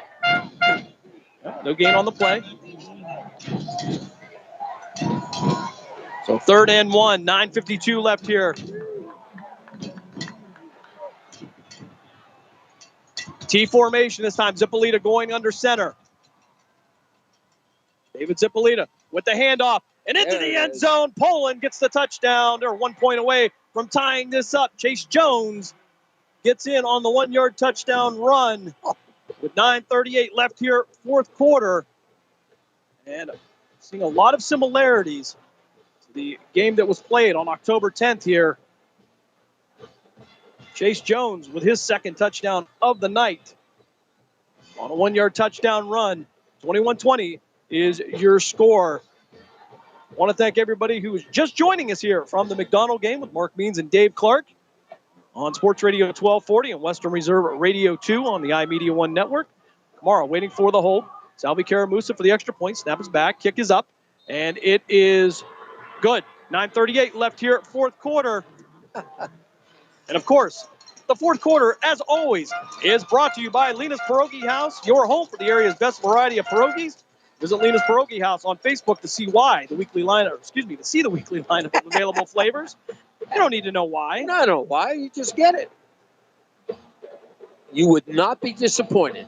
Call Lena's at 234-254-8532. And I have to go back. And I gotta find some information here, some secret information that was sent to us by Dave Ferris. And Dave, I can't find. Oh, there we go. All right, so can't bring you this. Oh, here we go. Check this one out, Coach. This is, again, we try to prove every week that you can put anything into a pierogi. Oh, boy. Roasted jalapeno, Western burger, turkey and stuffing. Put it in a pierogi for me. I've got a whole meal right there. This thing got to be massive. Ham and Swiss. Plain potato. You can never go wrong with that. And cheddar potato if you want just a little something different. Again, I want to thank Lena's Pierogi House for their constant support of high school football here on Western Reserve Radio. She can make you very hungry just by reading that menu off here. You ain't a kidding. What will be next? That's all I could think. What could she possibly put in pierogi? So Angelilli to kick this off. Ball going to be picked up at the 35, past the 40, 45, and pushed out of bounds on the Poland side at the 42-yard line. Whoa. And now we're going to have flags on the Girard sideline as Pete Zumas came in to defend one of his teammates. And as Coach indicated at that point, there was a point where one of the Poland players got pushed onto the Girard bench. This is just crazy. And that's a dangerous place to be there. As, again, everybody joining us here from Sports Radio 1240, Western Reserve Radio 2. You just heard the McDonald Blue Devils getting the win over at Monroeville. Mark Means, Dave Clark on the call there. And more flags here on the Girard sideline. And we'll see how this one's going to go. 9:31 left here, fourth quarter. 21-21 is your score. Nothing settled here through three quarters.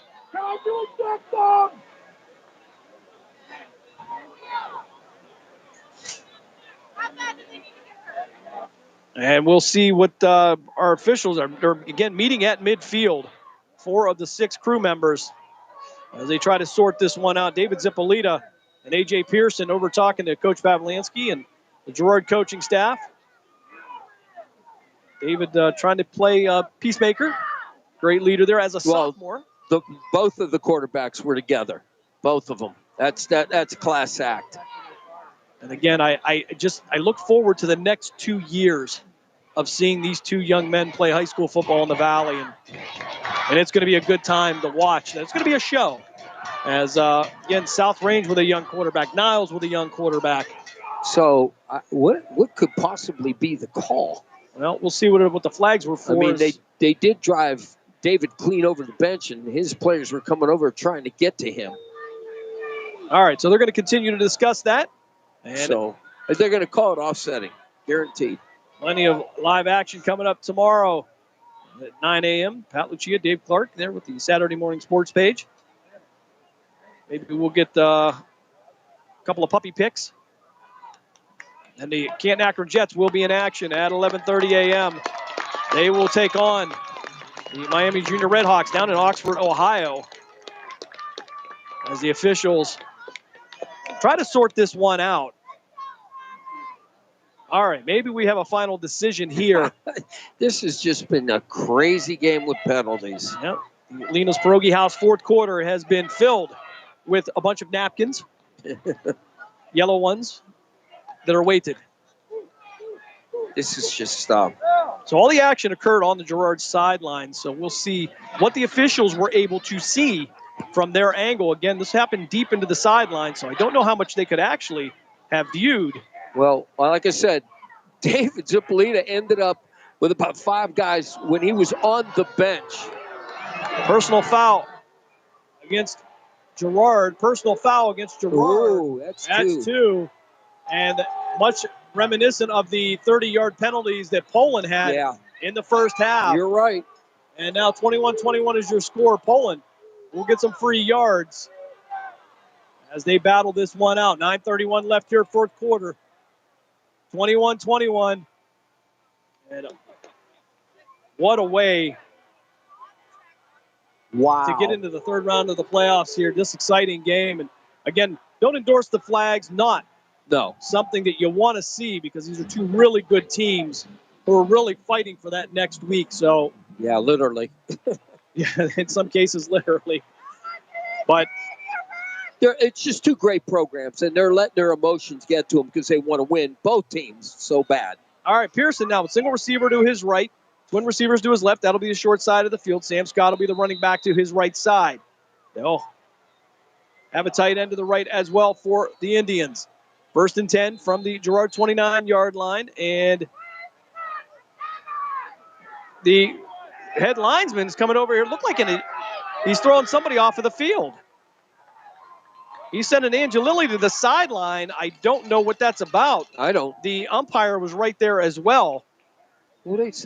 And all right, now wait a minute. Zumas came on the field, but all right, I'm confused. Why did they take him off? All right, so they'll send one player on to replace him.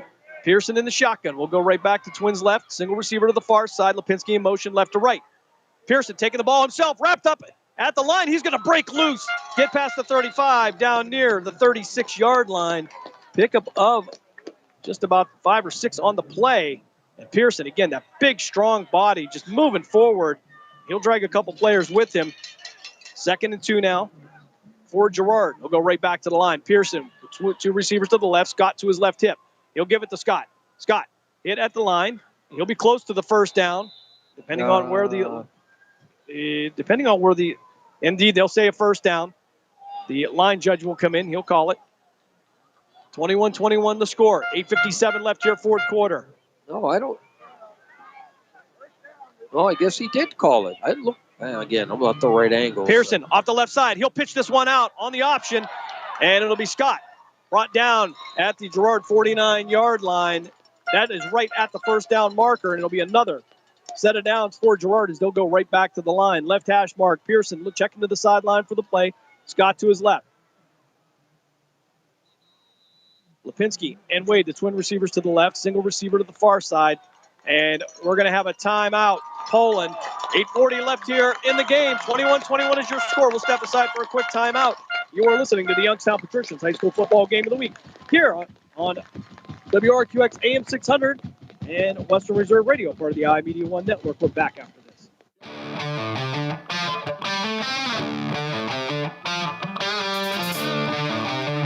Lena's Pierogi House is your home for the area's best variety of pierogies. Daily specials include the Polish platter, the Hungarian platter, stuffed cabbage, and halushki. Having a last-minute get-together? Lena's has you covered with a wide variety of frozen take-home pierogies and dumplings.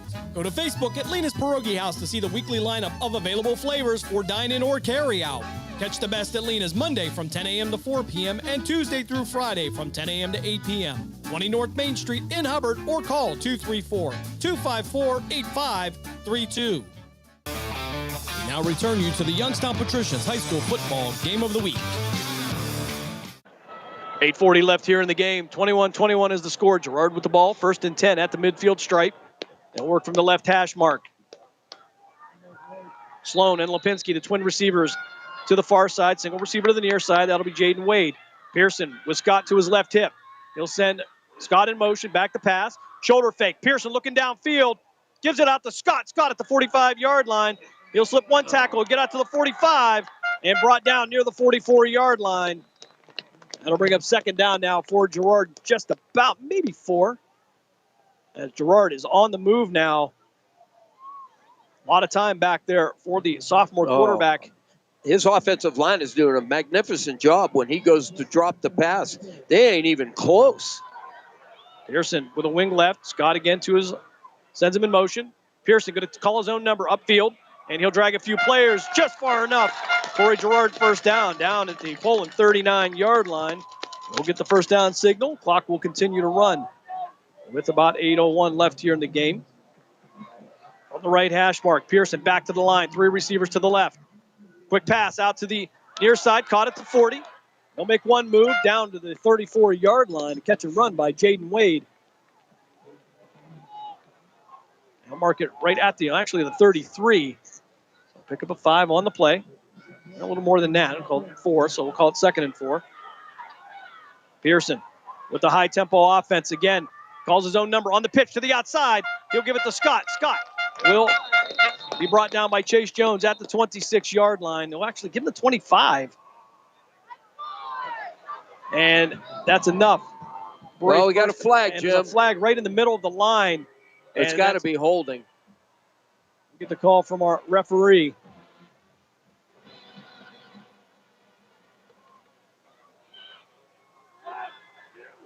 So holding, indeed, the call against Girard. That will bring that back. 7:27 left here, fourth quarter. This will move the ball back to the 43-yard line on the Poland side. So 2nd and 14 now. Well, I believe it's going to be 1st and 14, but Pearson in the shotgun. 1 receiver to the left, single receiver to the far side, to the wide side. Lipinski in motion left to right. Pearson back to pass. Pass over the middle. It's going to be caught by Cardona Hess, and he's brought down at the 36-yard line. Girard has to get to the Poland 29 for a first down. 7:12 left here, fourth quarter. Clock continuing to run. I'm sure this will be 2-down territory for them anyway, Jim. They're deep. They're going to get deep into the. And if they get anywhere near the 30 or close, they're going to probably go for it anyway, just to keep Poland's offense off the field. And Girard not letting Poland substitute at all. 2 receivers to the right, single receiver to the near side. Cardona Hess will be the wing to the left. Pearson in the shotgun. Option again. Pearson driving his legs down to the 30 and down to the 29. It'll be close to a first down. It should be just enough for Girard, as they will have a first down with 6:37 left here, fourth quarter, here on the Lena's Pierogi House fourth quarter.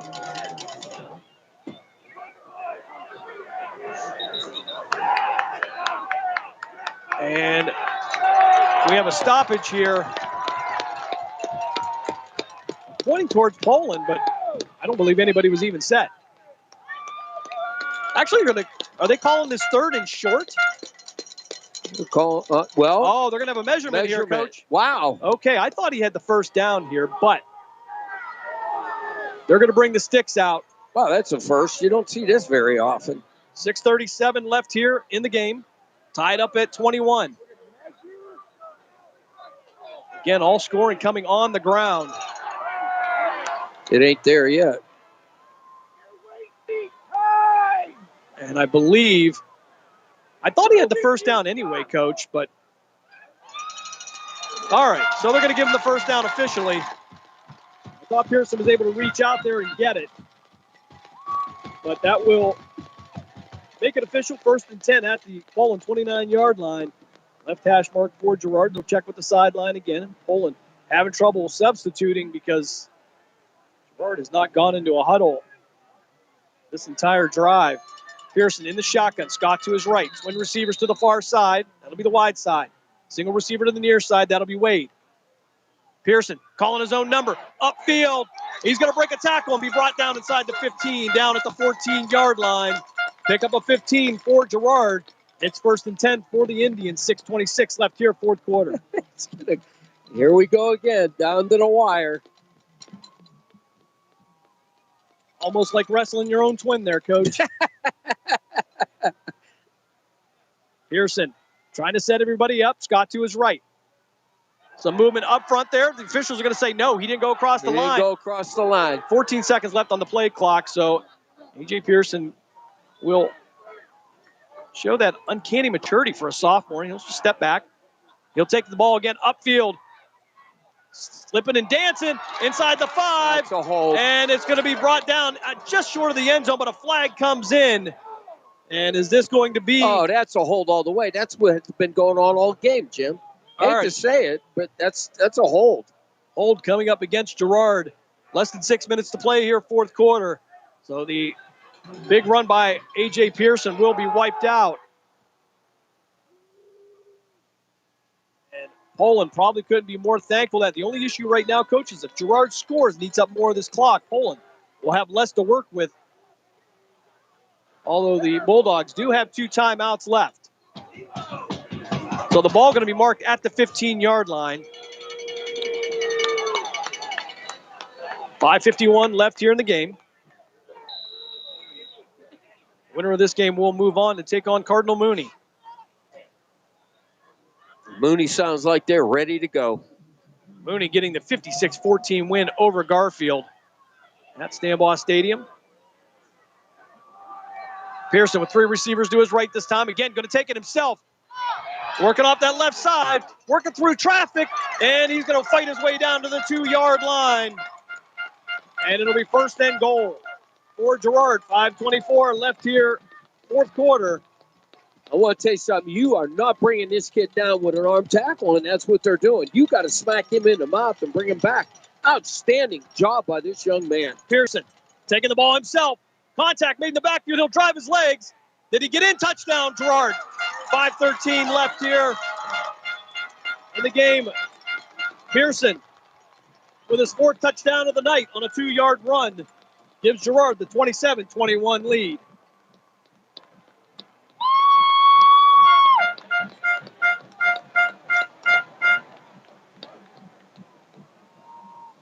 Very interesting. Extra point coming up for Girard to tie, or excuse me, for Girard to take the 7-point lead.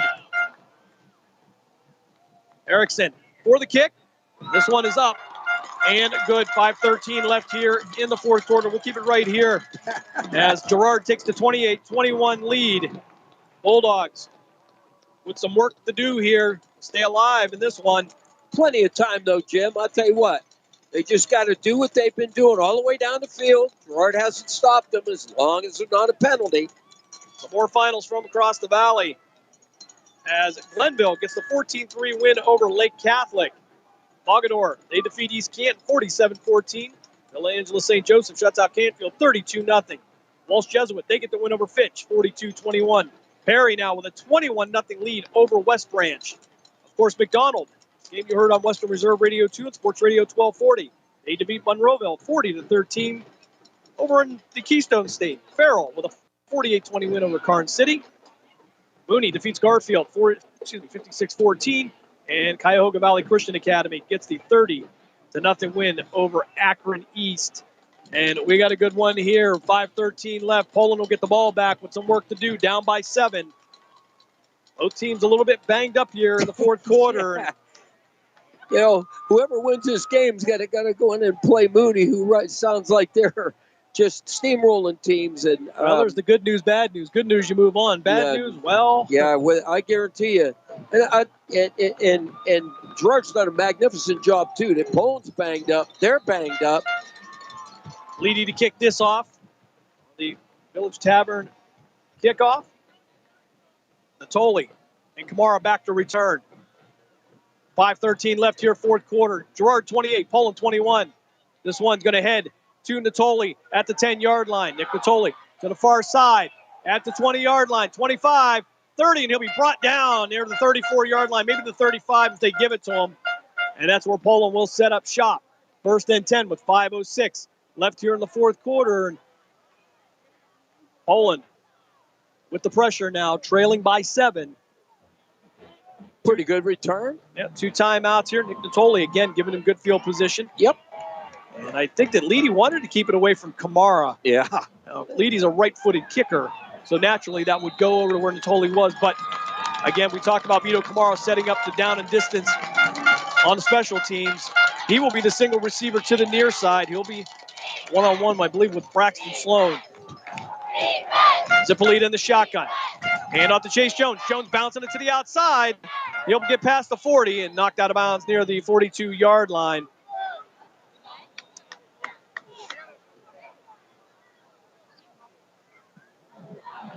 Is there a flag on the play? I see them bringing the ball back to the original line of scrimmage.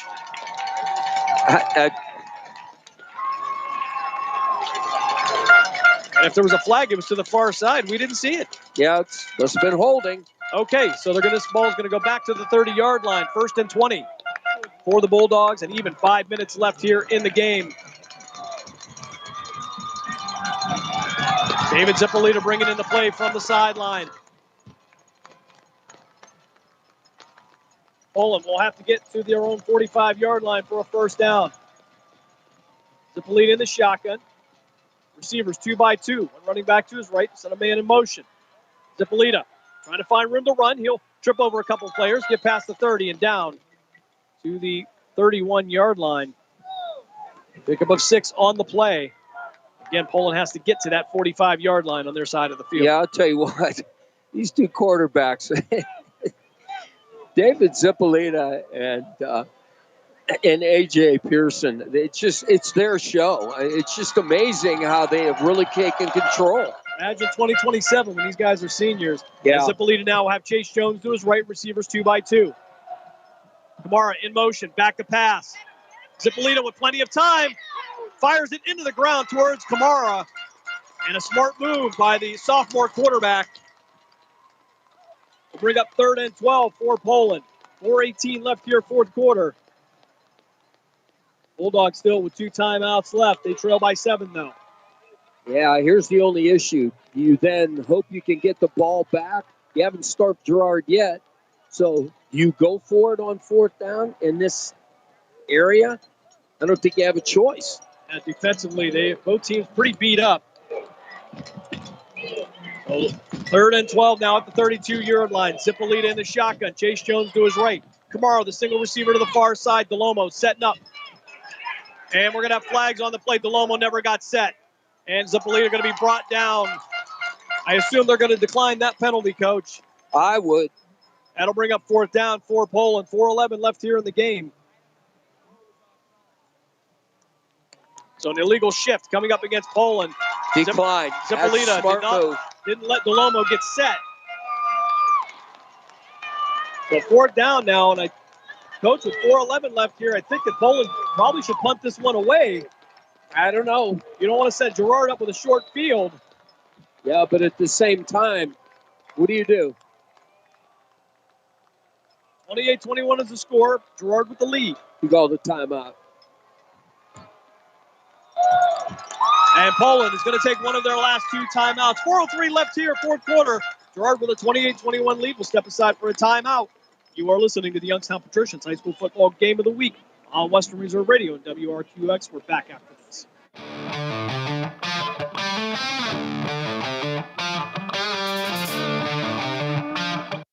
Are you ready to join the legacy? This is your chance to become part of something special with the Youngstown Patricians. Honoring the proud football tradition of the Valley, we're on the lookout for talented post-high school athletes who want to make their mark on the field. Whether you're a seasoned high school athlete, college, or former professional player, develop your skills and become part of a team that values hard work, dedication, and community spirit. Don't wait. Begin your path to the gridiron by visiting youngstownpat.com or contacting us on Facebook at the Youngstown Patricians. Be bold, be legendary, join the Youngstown Patricians today.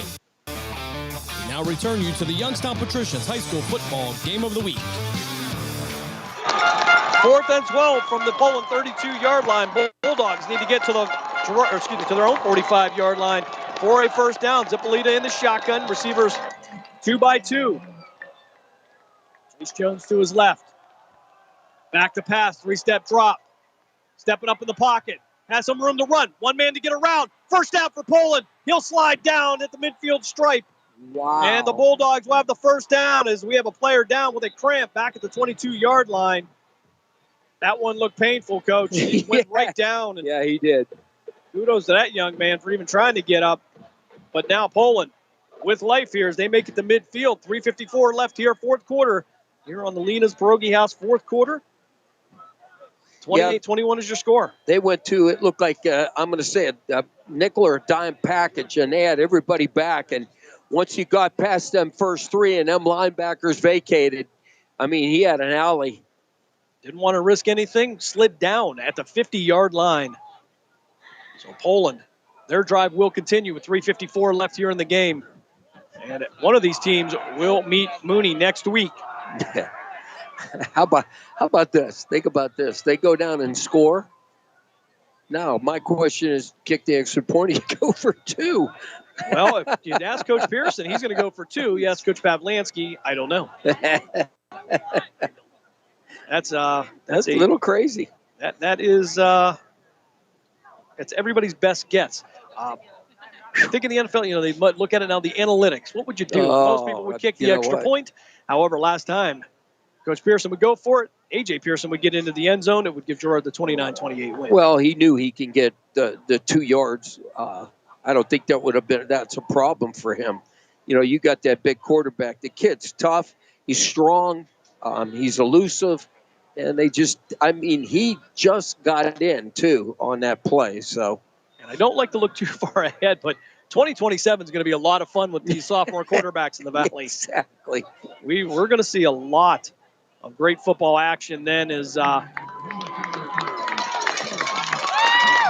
right, so Dylan Littell going to get up, carrying all 6'7", 300 pounds of himself now. Looks like he's no worse for the wear. Good job by the training staff of Girard to work that one out. Well, I want to tell you something. Both of these teams are going to be sitting in ice baths for the next 3 days because they are beating the snot out of each other. What a great game. Can only be made worse if Coach Gessler's out there working that cramp out. You'd hear it. Going to need therapy after that. Zippolita in the shotgun. Chase Jones to his right. Receivers 2 by 2. 1st and 10 for Poland. 3:45 left here, 4th quarter. Chase Jones with the ball. He'll find some room, get past the 45, and be brought down at the 43-yard line. Pickup of 7. It's going to be 2nd and 3 now for the Bulldogs in Girard territory. They're on the plus side of the field. Littell will make his way back onto the field. And Tommy Schmidt will head to the sideline for the Indians. I will tell you this, they're rushing 3, and they're putting more linebackers and DBs out there, and therefore, Poland's chunking them. They got to be aware of that. Deloma, the receiver to the far side. 3 receivers to the right. Kamara being the middleman. Zippolita with a shoulder fake. He'll try to find some room to the outside. 40, 30, 20, 10, 5. Touchdown, David Zippolita. Wow. 43 yards. And Poland is 1 point away from tying this up with 2:58 left here in the 4th quarter. And quarterback play continues to be the story here as these 2 great quarterbacks lead these teams. And what can you say? What we haven't already said. Yeah, you got Pearson that's got power and Zippolita who's got the speed.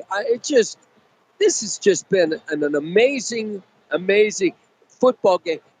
And because of all the penalties and everything, too, it's still a great game. This game now headed towards the top of the hour here, headed towards the 10 o'clock hour, as Poland now over on that hash mark, Coach. And I think we're about to have your question answered. Here we go. Kamara, usually the holder, is now one of the twin receivers on the right with Delomo.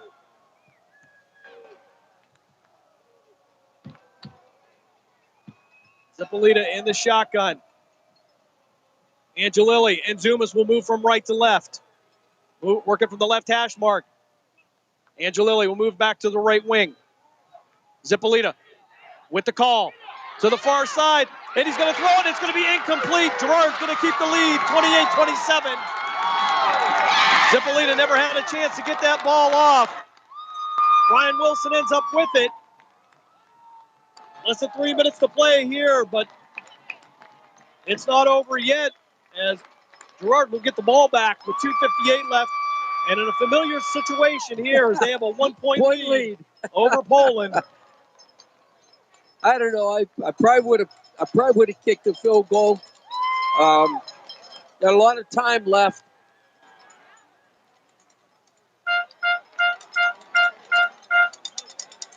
The Poland defense, the tall task in front of them now, will have to stop this powerful Girard offense. Well, you know who the key, because you know who's going to be doing it. Got to get to him. It's that simple. And you got to wrap him. If you could get to him and wrap him up, got a shot. Be disciplined on the outside. But you have got to stop. You got to stop Pearson. That's the bottom line. So Poland to kick this one off. First of all, kickoffs brought to you by the Village Tavern. For nearly 100 years, the Village Tavern's been one of the area's favorite local spots for great food, cold drinks, and a laid-back atmosphere. Village Tavern's located at 746 North Main Street in Hubbard and online at villagetavern3.com. So the all-important kickoff coming here as Hunter and Kennedy will be the second line here. It doesn't look like, and it looks like Poland's going to try an onside maybe, or at least Girard's going to be ready for it. Angelo Angelilli going to kick this one as Aiden Barange is usually the deep kicker here. And the entire Poland kickoff team is in tight. And ball loose, and Girard's going to cover it up at their own 48-yard line. 2:57 left here in the game. And it is up to the Poland defense to keep them in this one. Wait, do we have a penalty? And I believe Poland may have been offside. I thought Kamara was a little bit close to that line, but they'll just decline it. I don't think they want to re-kick this one. Actually marked at the 49. So Girard now with the ball. Pearson and Scott in the backfield. Two receivers to the left, single receiver to the far side. They'll go wing right. That'll be Cardona Hess. Pearson taking it upfield. And he will fight his way down to the Poland 42-yard line. He'll be just about a yard short of a first down. Clock running with 2:45 left. Fourth quarter.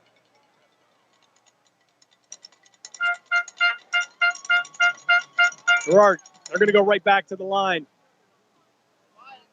Cardona Hess in there at the right wing. Lipinski backpedaling over to the far side. He'll be the middle man in the Twins formation for Girard. Single receiver to the near side. That'll be Jaden Wade. So wing right, again, Cardona Hess.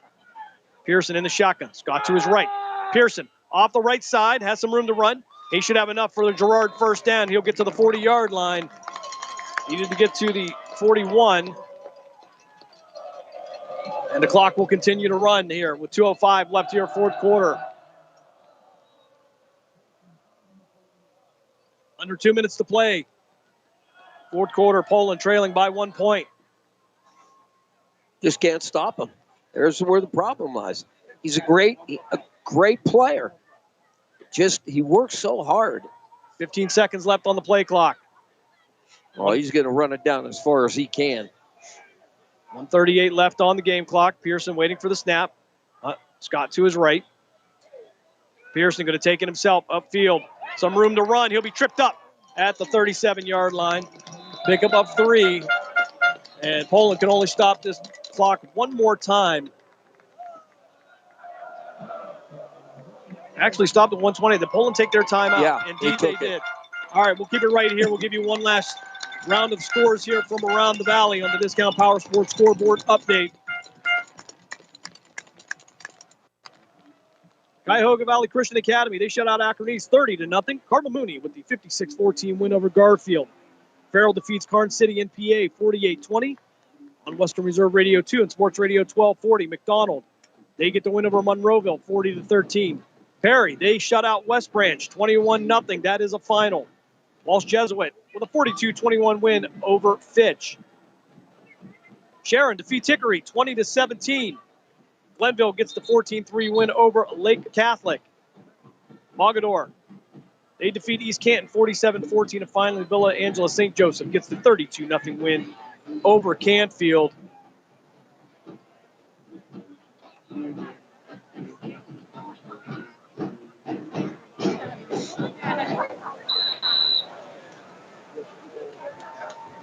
And with 1:25 left out of the Poland timeout, Girard will have the ball 2nd and 7 at the Poland 37-yard line. Pearson waiting for the snap.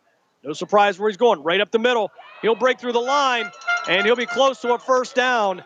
And if that is, that should be the game, as Poland cannot stop it. And indeed, it will be a first down for Girard.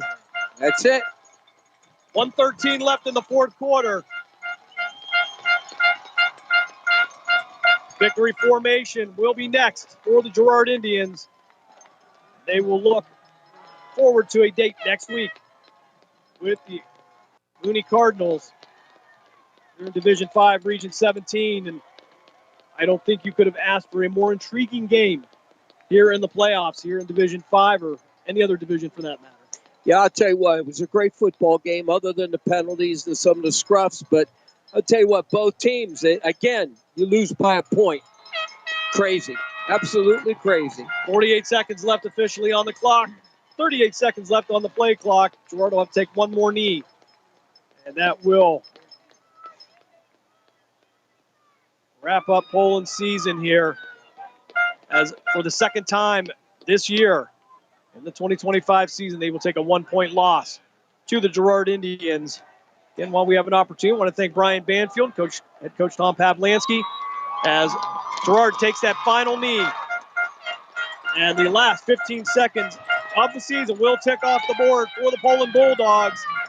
After 4 quarters, in one of the most entertaining games you will see anywhere, Girard gets the 28-27 win over the Poland Bulldogs. We will step aside for a timeout. We come back for the postgame show here on Western Reserve Radio and WRQX AM 600 The Patriot. We're back after this. WRQX, Salem, Youngstown, Warren. We are AM 600 The Patriot, a Cumulus media station.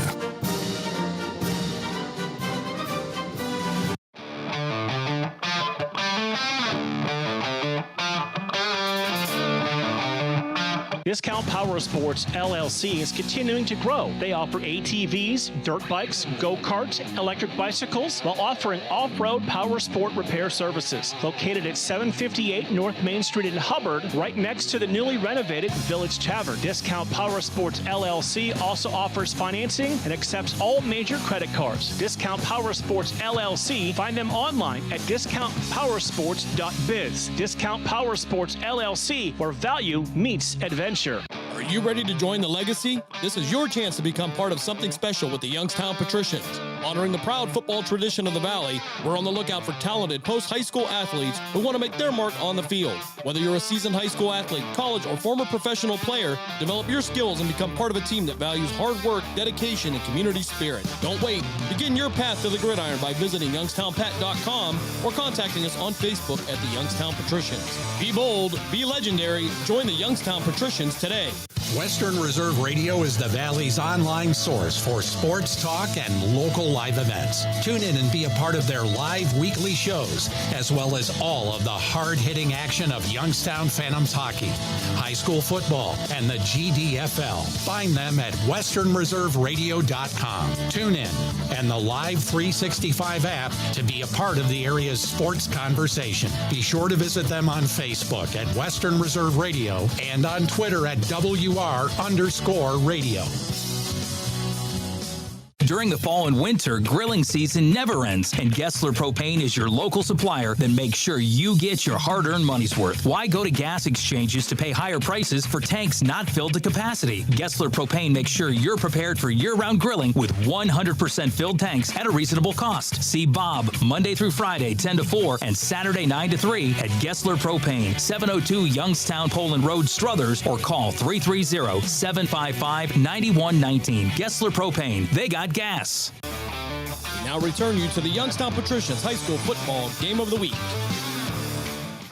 Back here one last time as we wrap it up from Arrowhead Stadium in Girard. Girard Indians with the 28-27 win over the Poland Bulldogs. They will move on to take on the Mooney Cardinals. The Poland Bulldogs season will come to an end here in another 1-point loss to Girard. Take a look at the scoring recap here, how we got here. First quarter action, 10:27 left. It would be A.J. Pearson getting into the end zone on a 2-yard run. That would give Girard the 7-0 lead. That would be followed up by 3:08 left in the first quarter. It would be Pano Zipolita getting into the end zone on a 4-yard touchdown run, tying this game at 7. Second quarter action with 8:50 left. A.J. Pearson again into the end zone on a 3-yard touchdown run. Will give Girard the 14-7 lead. 1:24 left in the second quarter. Chase Jones, he would find his way into the end zone on a 26-yard scamper. That would take everybody into the locker room, tied at 14. Nothing decided through 2 quarters. Third quarter action with just 58 seconds left. A.J. Pearson with his third touchdown of the night. Gets into the end zone on a 4-yard touchdown. Fourth quarter, with 9:38 left, Chase Jones would get his second touchdown of the night, getting into the end zone on a 1-yard run. A.J. Pearson's night would continue as he would get into the end zone, 5:13 left in the fourth quarter on a 2-yard run. And then David Zippolita would lead Poland downfield. He would get into the end zone with 2:58 left in the fourth quarter on a 43-yard touchdown run. However, Poland would go for 2. It would not work out. And that would bring us to our final score of Girard 28, Poland 27. And again, Poland's season ends, but what a season it has been. The personalities, the entertainment, I'll tell you, and I don't know if you're going to find two teams out here that worked any harder than you saw in this game tonight. Yeah, it was, they beat themselves up. They have beat, battered, and bruised. The only concern I have is will Girard be able to lick their wounds and come back, come back next week and be able to get it done? Certainly that will be a tall task for Girard, because Mooney with the 56-14 win over Garfield looked like they didn't have much of a challenge tonight. So Girard had to battle to get into that next round, but Mooney having an outstanding season as well. We're going to step aside for our final break. When we come back, we will wrap up the 2025 season here on Western Reserve Radio and WRQX AM 600 The Patriot. You're listening to the Youngstown Patricians High School Football Game of the Week, and we will be back right after this.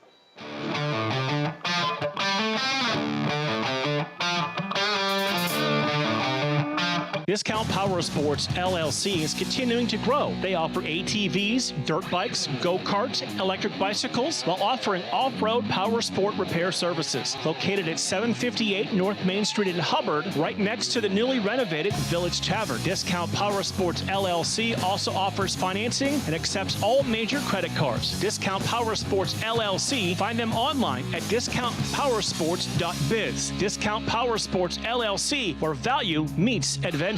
Lena's Pierogi House is your home for the area's best variety of pierogies. Daily specials include the Polish platter, the Hungarian platter, stuffed cabbage, and halushki. Having a last-minute get-together? Lena's has you covered with a wide variety of frozen take-home pierogies and dumplings. Go to Facebook at Lena's Pierogi House to see the weekly lineup of available flavors for dine-in or carry-out. Catch the best at Lena's Monday from 10 a.m. to 4 p.m. and Tuesday through Friday from 10 a.m. to 8 p.m. 20 North Main Street in Hubbard, or call 234-254-8532. Are you ready to join the legacy? This is your chance to become part of something special with the Youngstown Patricians. Honoring the proud football tradition of the Valley, we're on the lookout for talented post-high school athletes who want to make their mark on the field. Whether you're a seasoned high school athlete, college, or former professional player, develop your skills and become part of a team that values hard work, dedication, and community spirit. Don't wait. Begin your path to the gridiron by visiting youngstownpat.com or contacting us on Facebook at the Youngstown Patricians. Be bold, be legendary, join the Youngstown Patricians today. The Village Tavern's been a beloved local landmark in Hubbard, Ohio for nearly a century, and now it's better than ever. Recently renovated and still serving up the same warm hospitality, the Village Tavern is your go-to spot for great food, cold drinks, and a laid-back atmosphere. Whether you're stopping in for dinner, catching up with friends, or just looking to relax, you'll enjoy a full menu of American favorites, rotating drink specials, and friendly service that makes every visit memorable. Be sure to visit the Village Tavern at 746 North Main Street in Hubbard, right next to Repair That Glass. To learn more, go to villagetavern3.com. We now return you to the Youngstown Patricians High School Football Game of the Week. Back here as we wrap it up one last time here for the 2025 season. We'll take a look at the Discount Power Sports scoreboard update from around the Valley. And we'll start off with CVCA getting the 30-0 shutout over Akron East. Cardinal Mooney gets the 56-14 win over Canfield. McDonald with a 40-13 victory over Monroeville. Perry shuts out West Branch 21-0. Congratulations to Lucas Black on a great season there at West Branch. We hope to see you down at Miami of Ohio University tomorrow. Walsh Jesuit gets the 42-21 win over Fitch. That's just a little hint. Glenville with a 14-3 over Lake Catholic. Mogador, big win over East Canton, 47-14.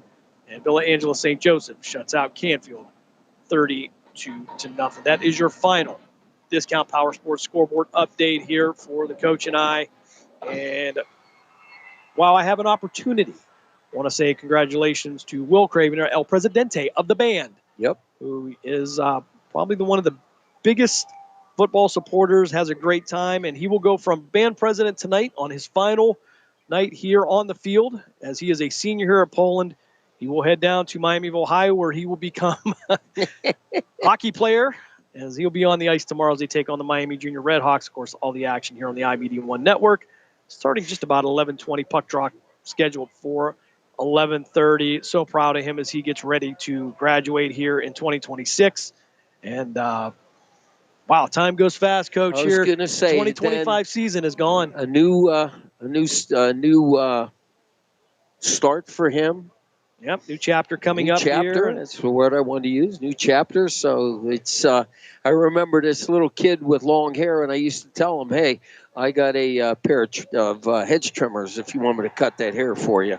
But he was our water boy. He helped us with the scourge, and he's all grown up now, and it makes me feel old. It certainly Maybe does. because I am old, but that's how it goes.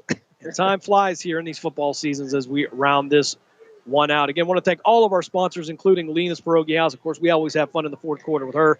Discount Power Sports for sponsoring our scoreboard updates. Village Tavern for sponsoring all the kickoffs and field goals here in the 2025 season. Jesse Caldwell and the Cleveland Cobras for sponsoring the Coach's Corner. Of course, you know that Coach and I always cover the Cleveland Cobras during the PAFL season from May to August. And, of course, we cannot wrap this up without mentioning our title sponsor, the Youngstown Patricians. John Galbraith and the board over there doing a great thing as they put together a very community-oriented team. I highly recommend, if you're looking to get back on the field, you're post-high school, maybe college, even if you played a little bit professional football, call John Galbraith, 330-540-1099. Come out, represent your community in some semi-pro football. And, of course, you can take a look at them at youngstownpat.com. That's youngstownpat, no S.com. And you can find them on Facebook as well. I want to thank Mark Means, Dave Clark, Dave Ferris, Matt Craven, and everybody who contributed this year here on the Youngstown Patricians High School Football Game of the Week. We are not done this year, as Mark Means will continue to follow McDonald in the Division 7 playoffs, but a lot of teams from the Valley are now heading home for the very last time tonight. But one thing we will guarantee, Coach, we will be back in 2026. Absolutely, and I just want to thank you for having me as your guest speaker, your color. I appreciate it. I hope I try to do a good job. We try to keep it fun. Sometimes we don't talk about football, and sometimes we get frustrated with calls and stuff like that. We try to keep it as professional as we can, but we also say we want to have fun at this, and I think we do. And I want to thank you for on behalf of Gessler Propane, and I am the owner, and we have the studio there, and I appreciate all the airtime that I get, and I do, and yeah, I love being around you guys, and I consider you one of my best friends.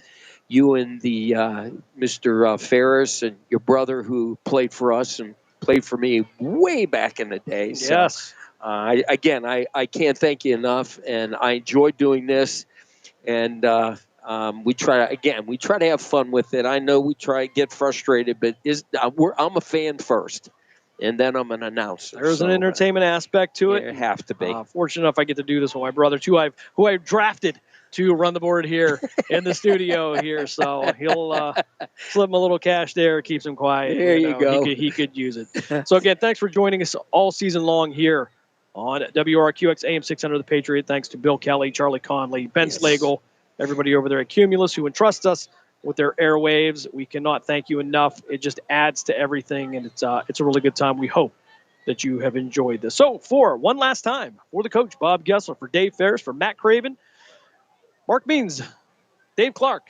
anybody else who was part of this year, thank you for joining us here on the Youngstown Patricians High School Football Game of the Week, and we look forward to seeing you back here in 2026. Your score one last time here. Girard moves on. They get to 28-27 win over the Poland Bulldogs.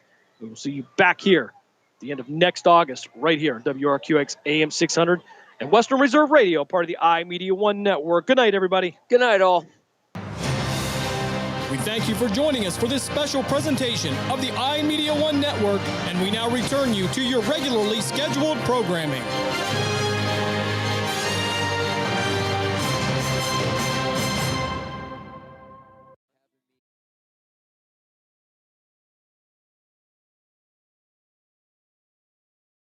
The stations that always keep you in the zone. I love it. It's awesome.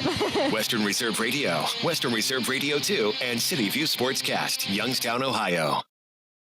Companies might deliver a lot of hay. ZipRecruiter finds you the needle in the haystack. See why 4 out of 5 employers who post a job on ZipRecruiter get a quality candidate within the first day. Try ZipRecruiter for free at ZipRecruiter.com/free. That's ZipRecruiter.com/free. When the games are on, so is VEASAN. With in-game betting insights you can actually use. We're live during the action for real-time breakdowns and the best opportunities to hit live bets on all major sports. Our exclusive betting splits update every 5 minutes, so you'll always know where the sharp money's going.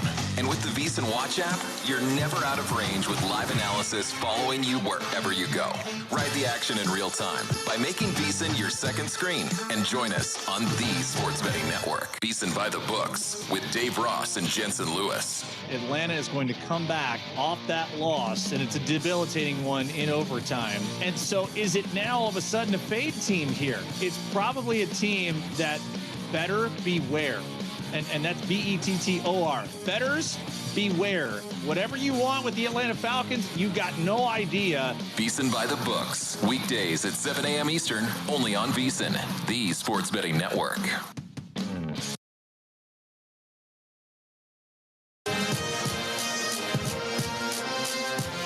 This is the Sports Gambling Podcast live on VEASAN, the Sports Betting Network.